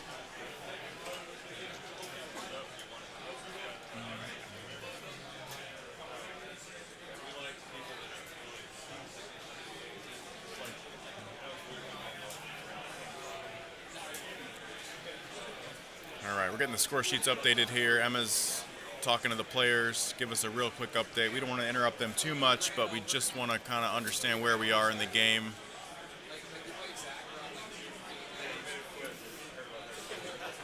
Looks like it is 10-9, so Anthony got his 5 on turn 2. Leo's gone 5-5, so it's 10-9 on the scoreboard. 10-9 on the scoreboard. Depravity, yeah. Probably about 29. Yeah, Is that 24? yeah. Exactly 29. 29. So he needs. Okay, and have they chosen yet who's going to take the turn? Anthony and Leo both rolled 6s. Yep. And they said, I gotta take it here. Okay. Score is currently 10-9, only 1 point, but just 7 more depravity will secure Anthony's grand Yeah. strat, already denying his opponents. Massive. Massive. So the mask, I think, could do it, as you said. That might be the only. What's up there? Are those Blissbarb, Blissbarb Seekers? They could potentially do it now that he is at that 24 depravity mark, where any 6s to hit in combat do a mortal wound in addition. Yeah. So, Blissbarb Seekers, anything with a bow, generally not the greatest in Right, melee. right. But when you start doing mortal And wounds on against 6s, zombies too, you might do enough. I think that's got to be one of Anthony's big goals here, is to secure his grand strat and get that 5-up ward up. Nagash does have that 5-up ward bubble on those zombies, so That's not- problematic, yeah, for the depravity. Not a Yeah, guarantee. yeah, for sure. For sure. We'll likely see Leo try to teleport his Vampire Lord out of there and zippity-doo-dah away. But we'll see when we get into the heroic actions there. Rolling for Primal Dice. Anthony has Locust Battalion, I think, so Yep, that was and his he just second rolled a roll. 1 on the Yeah, second, yeah. so both players will be tied on Primals. We got some depravity math going on in the chat. We'll see. I don't know. What do you guys think, Chad? Is he going to hit his 34 threshold here on this turn? 36. 36 threshold here on this turn? We're absolutely going to see probably that one Blitzbarb unit that's free try to split shots and everything he can, just be Yeah. trying to offer depravity. see Offer if his- depravity, see if his maybe opponent- force some battle shocks, try and do something. So Leo still has one there unit it of is. zombies that could come back, or they're The still alive? Vampire Lord has teleported away. Yep. He did dispel his Umbral Spell Portal, and he still has 10 zombies that can come back. Because that was the He had- 40 that became 20 there at Yep. the top, right? So 10 more can come back. The Also bat has- units are both still alive? Yeah, they haven't died yet, so both these bat units, if they die, they can come back.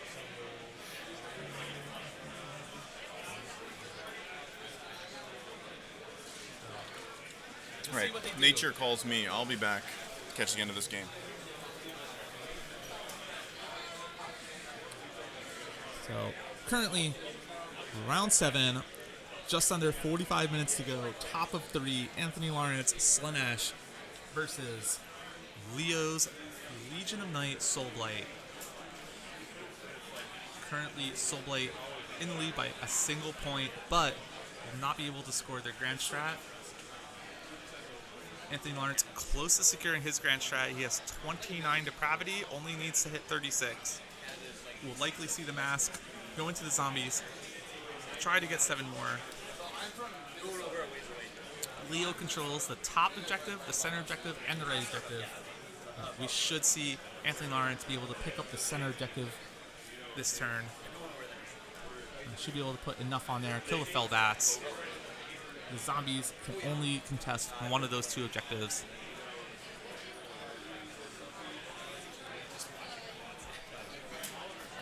So likely a 5-point turn coming for Anthony Lawrence.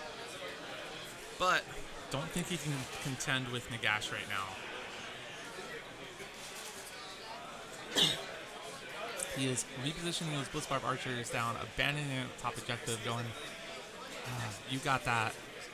Which could be a little problematic. If the mask does not end the turn on that objective, those zombies could then switch to controlling the center one.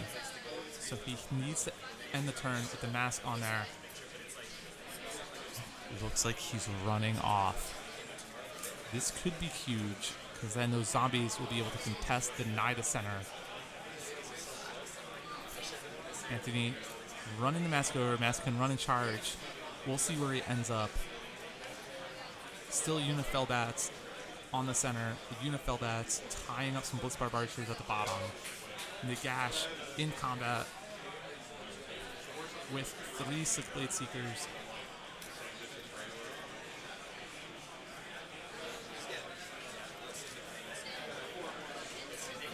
Leo redeploying off the mask, moving more bodies onto that center objective.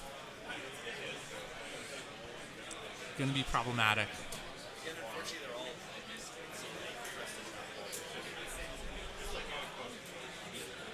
Still 10 zombies that he could bring back on a 4-up from the grave, which could potentially pop up at the top of your screen there, outside of a charge range of the mask. And hold him to a 4-point turn potentially. Anthony deciding he does not want to tango with those Spellbats anymore. We're actually retreating out from the gash. Looks like the Splintered Fang making their way out. Do not want to contest with Nagash right now. He might just be abandoning the center. Saying, nope, can't get this. He does have Furies available. They are leaping over to grab that right-hand objective, which means he won't be able to bring back zombies onto there. Anthony's just making a play for both the left and the right objective, as well as the bottom one. He already controls the left and the bottom, using those Furies to move over, tag that objective over there. Retreating the Slickblades out now, too. Big question here is, will the mask charge in and attempt to secure this 36 depravity this turn off of the zombies? There's been so many retreats, not much else to charge here. We have some minimal shooting. The Blitzbarb Seekers are able to shoot, and then there's a unit of Blitzbarb Archers over there on that left-hand objective, eligible to shoot. Likely we'll be peppering them into some Fellbats here. We'll see if he decides to try to get lucky and put some moon on the gash.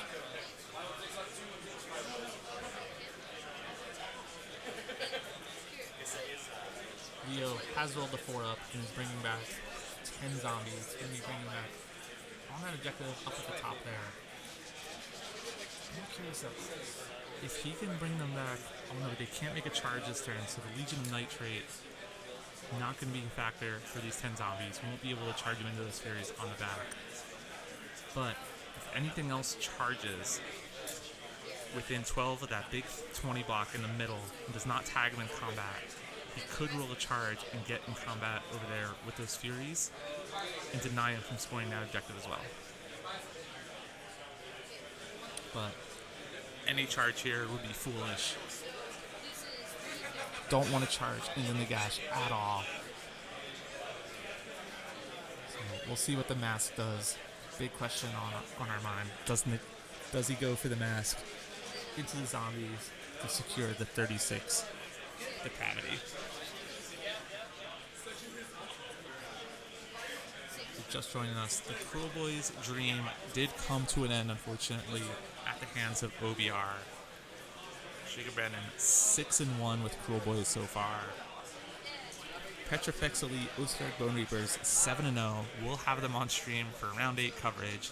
Gene Bill's piloting them. Has not been on stream yet. Excited to see how he's piloting this army. Very unusual list with some Morghast. He's got a unit of 2 Morghast Archai and a unit of 2 Harbingers. We're currently on stream in a very tight game. Leo's Legion of Night with Nagash versus Anthony Lawrence's Slanesh. Into Slanesh shooting phase, already picking up 1 Felbat here.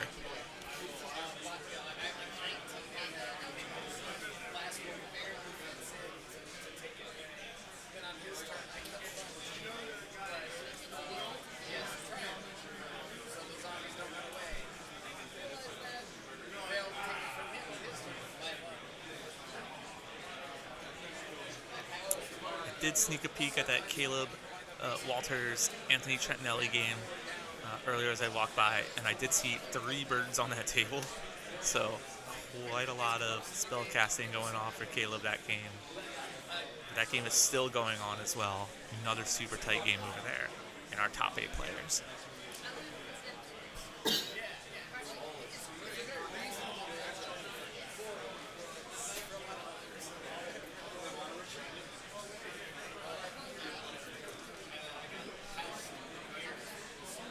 Also have Marcella in our pod 2, currently on 5-1 with Gloomspite Gits, looking to pick up another win here, potentially advance to 6-1. She's having a really strong Nova Open with those Gits.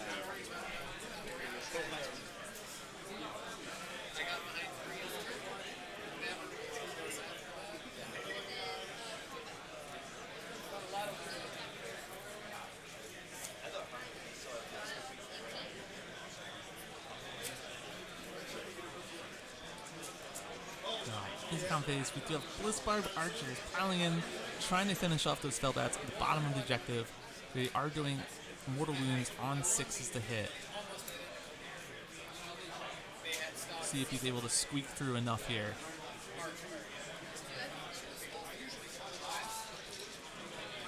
Leo will be able to swing back with that lone Felbat. Looking to potentially finish off them.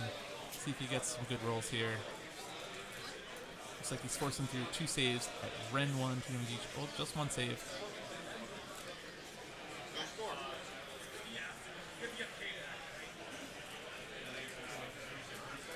Oh, that is the rest of those Blitzbarb Archers. So this is top of 3 Slanesh, which means Legion of Night will go next. The Spellbats are now free. All of the zombies are free. Nagash is free. Still has the Vampire Lord with Blizzard. Huge turn coming up. I'm gonna go check in with the players and get the full score.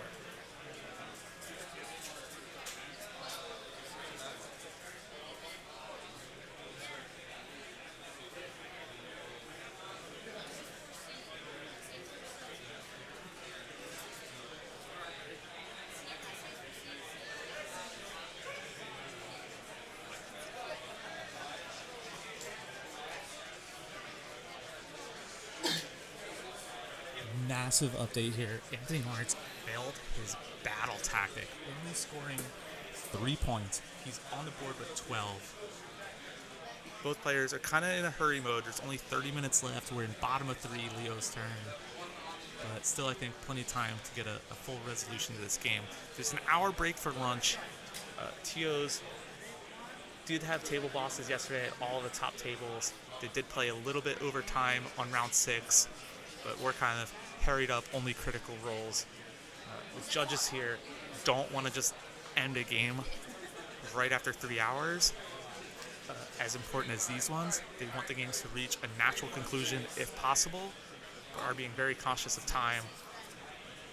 So this game could go a little bit over. We have 40 depravity. 40 depravity on Slanesh, so they have secured their grand strat. And they currently have a 5 aboard save on all their units, except that does not affect allied units or coalition. So the Furies, no ward save. What's left of the Splintered Fang have no ward save.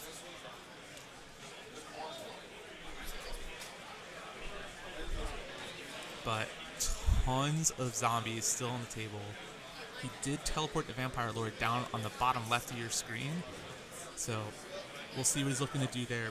Potentially throw out a dirty snowball.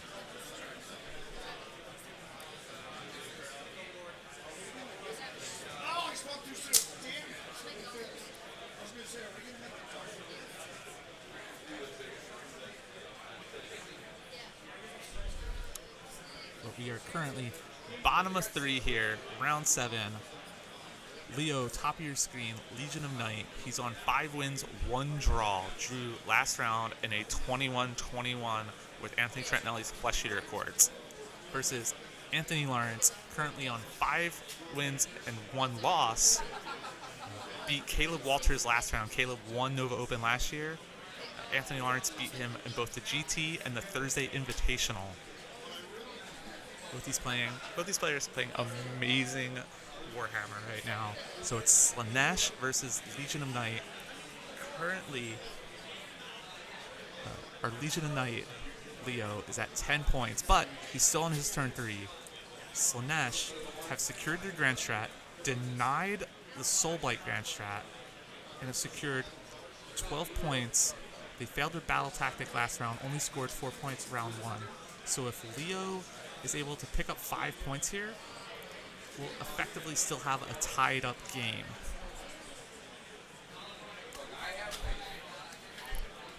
Because Anthony will pick up 3 points at the end of the game for his Grand Strat. Leo does not have that available to him because his general was sniped off by all these Blitzbarb archers. So, getting into a huge casting phase for Nagash. Looks like potentially throwing out. Oh, here it comes. The Maelstrom has come out. Malevolent Maelstrom is massive. There it is.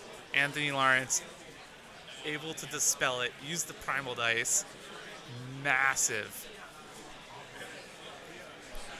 We saw the Malevolent Maelstrom wreak havoc turn 1. Leo took top of 1 in this game. Got his Spirit Gale off on a 9+, which meant everything took two mortal wounds, and then threw the Maelstrom in that does D3 mortal wounds to everything within 12 of it, but a flat 3 mortal wounds to wizards. Nuked about half of his army. The entire Slanesh army got hit by the Maelstrom. Age of Sigmar players, 30 minutes left. 3-0 minutes left. Also hit by the Maelstrom and the Spirit Gale. 5 mortal wounds was dealt to the Bray Shaman, killing it. On this mission, if wizards die, you roll a die on a 4-up, the wizard blows up, and dealt another D3 mortal wounds to everything within 5 inches of that Bray Shaman. And we saw an absolute nuking turn 1. But Anthony able to claw it back, double turn, pull himself back into the game, essentially killed off almost everything except for Nagash and the 1 Vampire Lord and some Fell Bats. And we've got a very, very tight game here. So Leo, hoping he could potentially win a priority roll here, has been very unlucky. I think he lost nearly every priority yesterday except for turn 5. And has so far lost all his priorities here.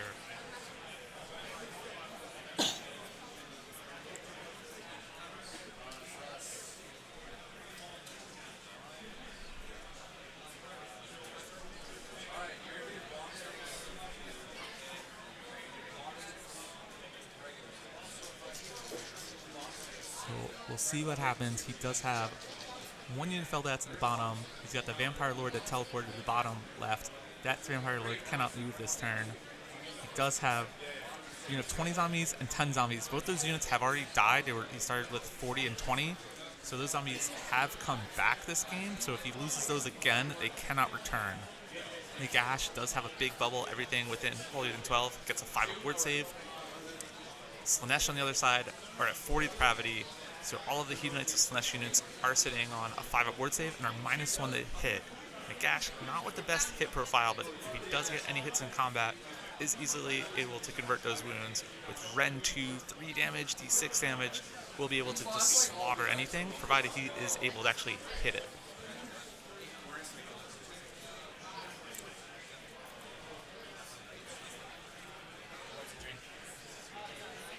You'll see a lot of these red tokens. Leo has a little token for each of Nagash's spells.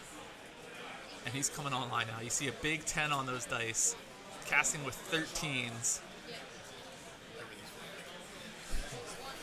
So Leo, after a couple bad priorities, a couple miscasts. So Leo making up for his miscast last turn by casting pretty much every spell: empowered Spirit Gale, empowered Soul Stealer. Anthony used his one and only Unbind to stop the Maelstrom on an 11, so that was big. That's what he needed. Nagash Hand of Dusted, the little wizard that was sat behind those archers back there, so it died. The Shard Speaker. Which is massive. Yep. The Shard Speaker on a 4-up can give something Yep. minus 1 to save. Yep. Which he doesn't have like anything that cracks Yeah. Nagash. So Slamesh's game plan is just dance around Nagash Yeah. and try to avoid him. So just a massive magic phase there for Leo. Double tap Spirit Gale across the board. Did the wizard blow up? No, the wizard did not blow up. So things are coming up Leo right now. And with Anthony missing his Grand Strat last turn, I think that's pretty tough. Not his battle tactics. Battle tactic. That's going to be, so he's down Leo a little bit on the picked up scoreboard. 5 this turn, so we Yeah. had 15-12, but Yeah. Leo's Grand Strat not achievable anymore. And Anthony has won, his, picked so up his. it's So in essence. effectively a tie game. Yeah, because Anthony's cannot be denied now. He can't, Yep. unless he does it himself by summoning. Yeah, unless he he summons can't drop something. below Can't the drop 30, 36, so. So, Curtis, he's moving Nagash up to the top objective. Kind of curious what he sees up there. Maybe he's just looking. He's just trying to keep him safe, maybe. There's no reason Pull up. to get engaged. Charging Fellbats into the Slate Bait. Fell- Oh, he's probably doing Callous Overlords as battle tactic, right? Yeah, I didn't hear what he said, but that would make a lot of sense. Just get that bat killed. Yep. So if that one lone Fellbat dies, he'll get his battle tactic. Charging the mask, trying to get rid of this mask, pesky little creature. Been back up in the backfield the whole game, dancing around. Looks like he failed a stomp. Leo back to rolling ones. Yeah. He's taking a play from the unfortunate Jacob Brandon playbook this round, who failed every monstrous action he rolled, which is big with Gobsprat getting 2 monstrous actions. He failed so many roars and stomps in that game, which was one of the things that led to the ultimate OBR victory. So here you go. Rolling pretty His well bats on are these fighting bats. here. Here comes one save. It's going to need a 6. So it looks like he's going to take about 7 word saves here. The mask does have a 4-up word. So already 7 damage comes with Nagash. Still has a little Spirit Host claw attacks. Yep. But no longer doing mortal. Don't do mortals anymore. Big bummer for me. I believe Nagash I is at full health. believe he is full health, yeah. Anthony has not really done anything to Nagash, knowing that the amount of resources he has to put into He killing did take Nagash. some from the miscast, but the Soul Stealer, I think, just heals him back up, right? So. Oh, he's taken a few. He does have a die counter next to him, so he has taken a few wounds. But I can update this. I don't see Nagash dying, especially the Shard Speaker's gone, so he doesn't have that. The tool Contorted's for gone, extra Shard save. Speaker's gone. So he's only got a couple Slick Blitzbards. Blades are at the bottom. Yeah, really no threat to Nagash. Anthony really hasn't made 0 plays for him. He's just trying to clean up the rest of the army and just put him on Nagash left, so that way Anthony can play the objectives on the table and deal with Nagash at the end if he has anything left to deal with it. Yep.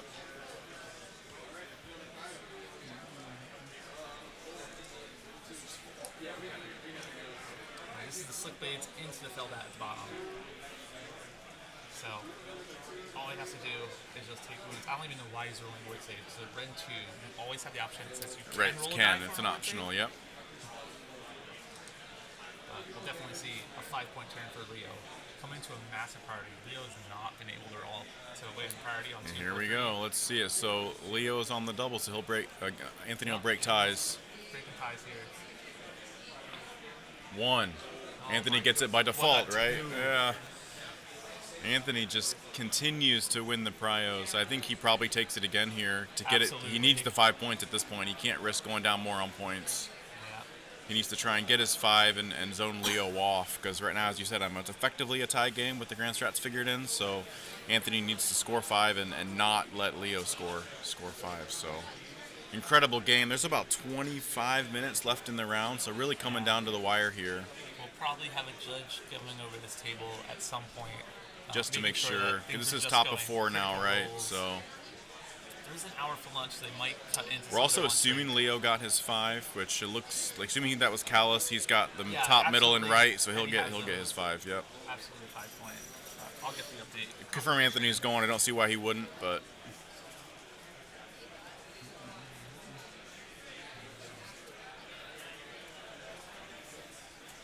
Yep.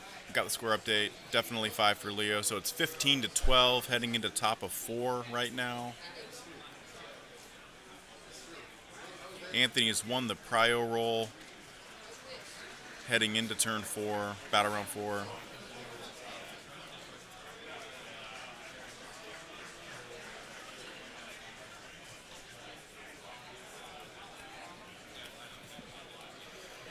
Emma's at the table getting an update, and I have the lovely James O'Brien sat next to me here. This has been an incredible game, James. It's 15-12. Anthony keeps winning prios, keeping himself in the game. He's won top turn 4 prio, and they're trying to decide who's going to take it. How's the event been for you? Awesome, fantastic, yeah. Very smooth indeed. I'm really happy with how the first time we've run an 8-round, full 8-round tournament in AoS with a new format and a different structure for our community with how well it's gone down. Everyone seems to be having a great time, and it's been a very smooth from an organizational perspective. Yeah, So I've been curious. I've been curious how the pods have been received by. I don't want to say like lower, but not the top pod, right? Are you finding the players in the other pods are just having a good time today? Yeah, absolutely. Anecdote for you: the 2 pods that didn't have any drops at the start of the game today were the top pod and the bottom pod. Okay. And I think that says a lot about that what people are in it for, different things. You know, people that are pushing to try and win the big prizes, and then you've got the people that just want to play some Warhammer and have a good time. For sure. And there are prizes for each pod, is that right? There are pod winning prizes. That's great. We're definitely going to tweak the pod format slightly with the lessons that we've learned to make it easier to accommodate drops without affecting other players. Yeah, that's the tricky bit, I think. Yeah. But BCP have already come forward with a method for doing that, which sounds like it works. But it's great to have the opportunity to give everybody an 8-round experience if they want to take that. Yep. Because I want to eliminate a sort of a perception of elitism for the top 8 going off and doing their own thing and playing, getting more games for the same upfront investment in terms of buying a ticket. And I think we've achieved that. So that's I'm great. very happy. That's great. Love it. It's my first time actually being at Nova in person. That's amazing. I'm not playing, of course, this weekend, but it's just been awesome to be here and watch a lot of really great Warhammer and see the way you guys run things here. It's been really, really smooth in my view as well. So nice work to you and the rest of the team. I appreciate hearing that. It's great to have you here as well with the. You've kind of got that sort of international selector cap on as you're walking around the tables. It's great to have it. It's like kind of the coach of the international soccer team being at the games. That's right. Yeah, I've had a blast. I don't know. I almost enjoyed not playing Warhammer more than playing Warhammer at my age. It's just good to kind of be here. I love just watching the game, analyzing the game. I get a lot of enjoyment out of that. So superb. Good. Well, thanks, James. Appreciate your time. No dramas. Yeah, Thank you. nothing. Yeah. Cheers, Sean. Yep. All right. What do we see? Anthony's taking it. It looks like. Anthony had to take it. Yep. A bit of an update. Okay. We've had it backwards this entire time. Which part? The Vampire Lord still alive as the general. So Leo does have his grand strat. Okay, so that changes Essentially, things. Yeah. Anthony won priority, Yeah. and they started just talking it out. Yeah. Because at this point, There's Leo not much thinks time left. He's got the W, Right. and they both think that he's got the win. Yeah. So Anthony's just going through euphoric killers here, seeing if he can get this battle tactic. The only other one he has like surround, but he understands that He's we'll down on score 5. points, and they both get their grand strats. Yeah. So it's risky this turn. He might fail his battle tactic. It's not guaranteed. Yeah. If he does, then I think it's And then Leo goes next. Yeah. Is able to scoop up most of what's sure. left. Sure. And Anthony is pretty confident that when it comes to turn 5, he might only be able to score 1 point Yep. in primary. Yep. Yeah. He's been on the back foot since the first turn, but it's been an amazing game to watch. It's been And absolute- just watching Anthony position his models and just the sheer impact that Nagash has been able to have on the game at 900, well, 1,000 points really when you include the endless spells. I mean, he's 1,000-point investment, and it's really felt like it in this game. He has just controlled the board from the moment these players started. Yeah, the writing's on the wall for both these players. So it looks like Leo will be on 6 wins and a draw after this, with just the draw from Anthony Chetnelly, a Flesh Eater corpse. From last round. From They last did round. not draw. It was not a draw. I don't. You must not have gotten the update this morning. So the players redid the math this morning, and it turns out that one of the players, Anthony, had dropped a tactic. So while they were tied on battle points, because Anthony had dropped a tactic, it becomes a minor win. Which in this format, it's not that big of a difference. It's an 11-9 versus a 10-10. So definitely still in it. Although I didn't. That is great at Show Sports. Yeah. They figured it out this morning. Yeah. Yesterday, there were 3 TOs with them running through the score sheets and all. Trying to do the maths after 8 games of Warhammer. Yeah. This morning. Yeah. So they got updated this morning. Anthony, I think, is going to take a small loss to Caleb. I was over there just before I came here, so it's super tight game. Anthony was up 1, but was just running out of pieces. Yeah, I talked to Anthony. A bunch of us went to dinner last night, and Anthony told me that he's hanging up the flesh records after this. It is just draining his brain right now. Yeah. Without the availability of book battle tactics. Yep. He's just struggling and scrapping for every single point. Our battle tactic this turn is 4 killers. So he's positioned the slick blades between both units of zombies. We're going to be putting the shooting, because he doesn't have enough range to hit the far unit to pepper them down. He's going to shoot off as many zombies as he can near the dash, which does have a 5 up ward save. And then depending on what's left of these zombies, he's going to charge those slick blades into either one of those units. The one at the right doesn't have the word save, no? It doesn't have the word save now. It's close. Oh, no, he's over there. Yeah, no way. Yeah. So, we're going to see. Looks like he is liking to charge into. Makes sense, yeah.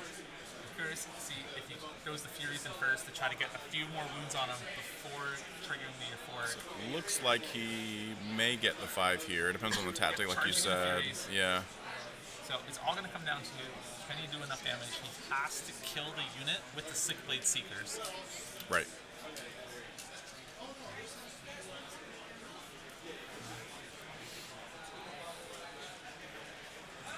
And then Leo already has his battle tactics planned out for turn 4 and 5.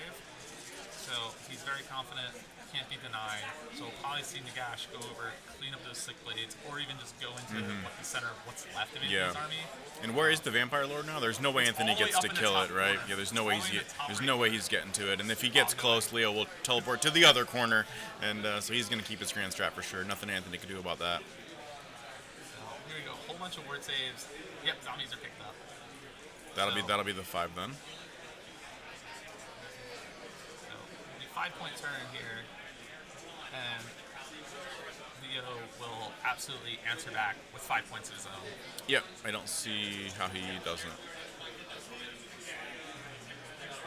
So that means we'll likely have a Death Mirror. And I'm excited about that. I'm also excited that the final game of Nova Open is limited resources, which is, I think, my favorite mission in the new GHB. It's a bit of bookkeeping, and it's going to be tough for you on stream, Emma, to keep track of who's scored what and how many turns they've scored it, but it's an incredible mission that rewards forward thinking. So yeah, that should start right around 1 o'clock Eastern, so a little more than an hour from now. We're going to see definitely OBR and what looks like Nagash in that final game, which is going to be incredible. You were to tell me that the final of Nova Open is going to be a Nagash. Yeah. Versus not Null Myriad, which I would have said of what event? What are you talking about? It's gonna be. I think this is gonna be the game where Dean likely wishes he had Null Myriad, because it's gonna be so many mortals coming from those spells. We're getting ahead of ourselves though. Let's let this game play out and see if Anthony can pull a rabbit out of the proverbial hat. We did have an update earlier. It was not a draw. It was not a draw. There was a drop battle tactic on the Flesh Eater Court side, which meant it was a minor win to Leo in his round 6. Yeah. And in this format, it's 11-9 versus 10-10, so not a massive difference. We've got Tom Guan with us. Tom, how'd the Iron Jaws zombie game go? He charged in, killed half his own army. My turn, I killed the other half. Okay, there we go. So in case you didn't hear, Iron Jaws player charged into all the zombies, killed half of his own army, and then Tom proceeded to kill the rest of the army, and that was pretty much how it went. So. And then whatever died from Tom's army came back. So kind of what we thought would happen, but the zombie scourge continues here at Nova Open in the second bracket down from the top. So Tom will be in the final of that second bracket. I haven't seen the matchup to who he's going to play, but I'm sure it'll be great to watch. Zombies super effective in the melee matchups. Yep. Just because they splash back mortal wounds and just come back.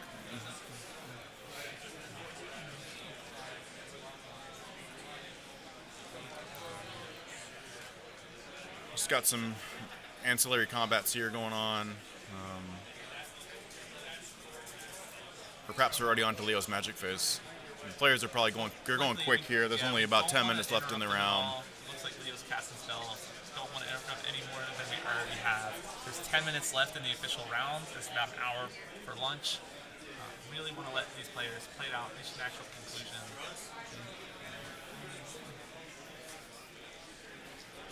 Yeah, it just looks like some casting rolls here. He does have the Maelstrom out from the Gash this time. He got it this time. I really like. Yeah. Did not try going for it with anybody else. At this throw it out in point, the +3. yeah, you don't really need to. The stuff is spread out enough that it's not going to matter really. He still has that 20 block of zombies, the Gash, which is enough. Is there something there at the bottom too, or Like some bats still? Yeah. But he will need to pick off that unit of 4 that's showing that objective there, so that way his spell bats can control it, which I don't think is going to be too much of a problem here. Probably going to charge those zombies in. We have a. Kill them. The Gash moving over. We have a comment in the chat that I want to get your opinion on, Emma. The comment is that the current meta needs more Doom wheels. Look, I mean, if they were battle line, yeah. I mean, more Doom wheels, more fun. Everyone needs Doom wheels. 2 things that everybody wants: battle line Doom wheels Yeah. and the big pig. And the Wargog Prophet to go away. That's the model in Age of Sigmar. He is just an absolute annoyance in every game that I play him in. But yeah, Doom wheels for sure. Oh, Nagash going in here. He's gonna smack on some slick blades. Getting his hands dirty a little bit here in Battle Round 4. Zombies charging in. It looks like some Splinter Fang maybe at the bottom. He's just looking to mop up the rest of what's left. Mop up and pin as well. I mean, whatever doesn't die is going to pin Anthony. So even if he wins the prio, he's not going to be able to do much. Just kind of seeing out this game to its natural conclusion here by Leo. Oh yeah, he's making up for those 2 miscasts earlier.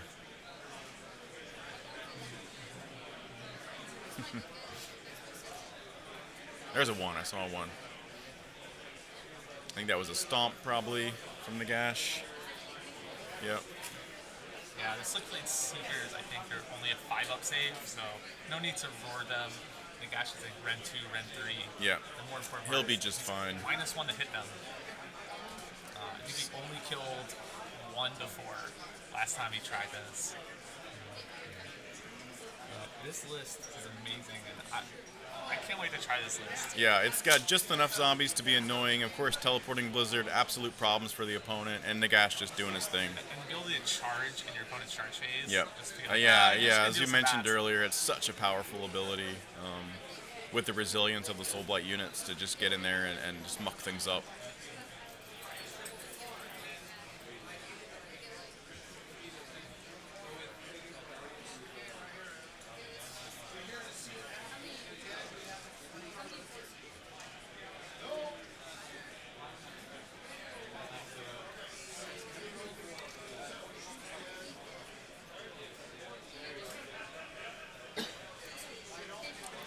Round of coverage. We'll be back at 1 p.m. for the final round. Whenever this game reaches its conclusion. Yeah, it's 1 p.m. 1 p.m. Eastern. So that's 1 hour. About 1 hour from now, basically, we'll be back. Just over an hour from now. And we'll have the top of the top, the cream of the crop. The final, the Iron Man players who have made it through. Some of them 11 games of Warhammer. Although, if Leo sees this through, because Leo was in the Invitational, was he? I don't think so. Yeah. So there's the handshake. We saw the prio. That's the handshake. See what our final score is. But looks like they got his 5 and they've shaken hands, and Emma's just going to confirm, but that's likely going to be a Nagash victory, setting us up for the Nagash OBR final.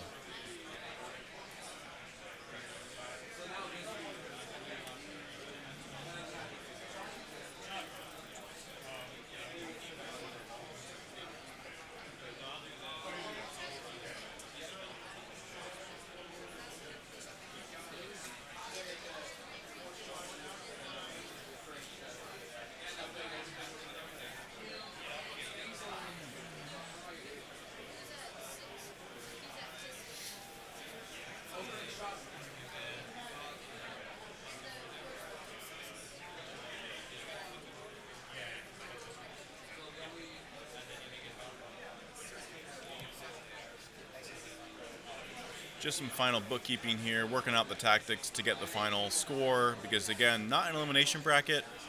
Points do matter for the overall standings here, so players just working out the tactics for battle round 5 based on the prio roll, and we'll get the final score here.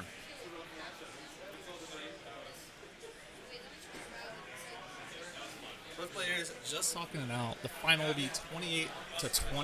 28-23, 5-point win. That's probably a 13-7 in the Nova differential scoring, I believe. So either way, super tight game, well played on both sides. Lots of clean, good Warhammer. Amazing game. So we're going to see Leo Routinen, 7-0, going into Dean Bill's 7-0, yes. 7-0, which should be an interesting matchup since he is not Noel Myriad. Yeah. He won't have those spell shrugs. He's a one drop, and Leo is more than that, right? So Leo's also one drop. Yeah. So we gotta be here for that turn roll at the beginning. It's gonna be massive to see who gets choice. I'm curious to see what happens because Leo in a Gargant matchup elected to go first and killed Broad at top of 1. Yep. So can Catacross survive? Catacross is 20 wounds. Yeah. Can he survive? See it. It's gonna be amazingly important. The deployment in that mission, how you deploy on your objectives, and who wins that roll off for the choice. So we're looking forward to it. We'll see you all in 1 hour from now. I'll let Emma sign us off. I'm not in charge here. See you all in 1 hour for the final round 8 Nova Open. Cruel Boy's Dream didn't quite happen for you guys, but we will have, for the first time on stream, Dean Bill's OCR Bone Reapers with a very different list than what we've been seeing in the meta. Running Petrifex Elite. He's got some units of Morghast in there as well. And he'll be facing off against Leo with Nagash. Everybody was high on Legion of Blood when it first came out, then moved to zombies. Leo's here like, nah. Nagash is where it's at. He's the Supreme Lord of the Dead. And we'll find out, can the Supreme Lord of the Dead put his boy Catacross in his place? There's only one place that you can find out, and that is right here on the stream in 1 hour. We'll be back for an amazing Game 8. Super excited for this match, and we'll see you then.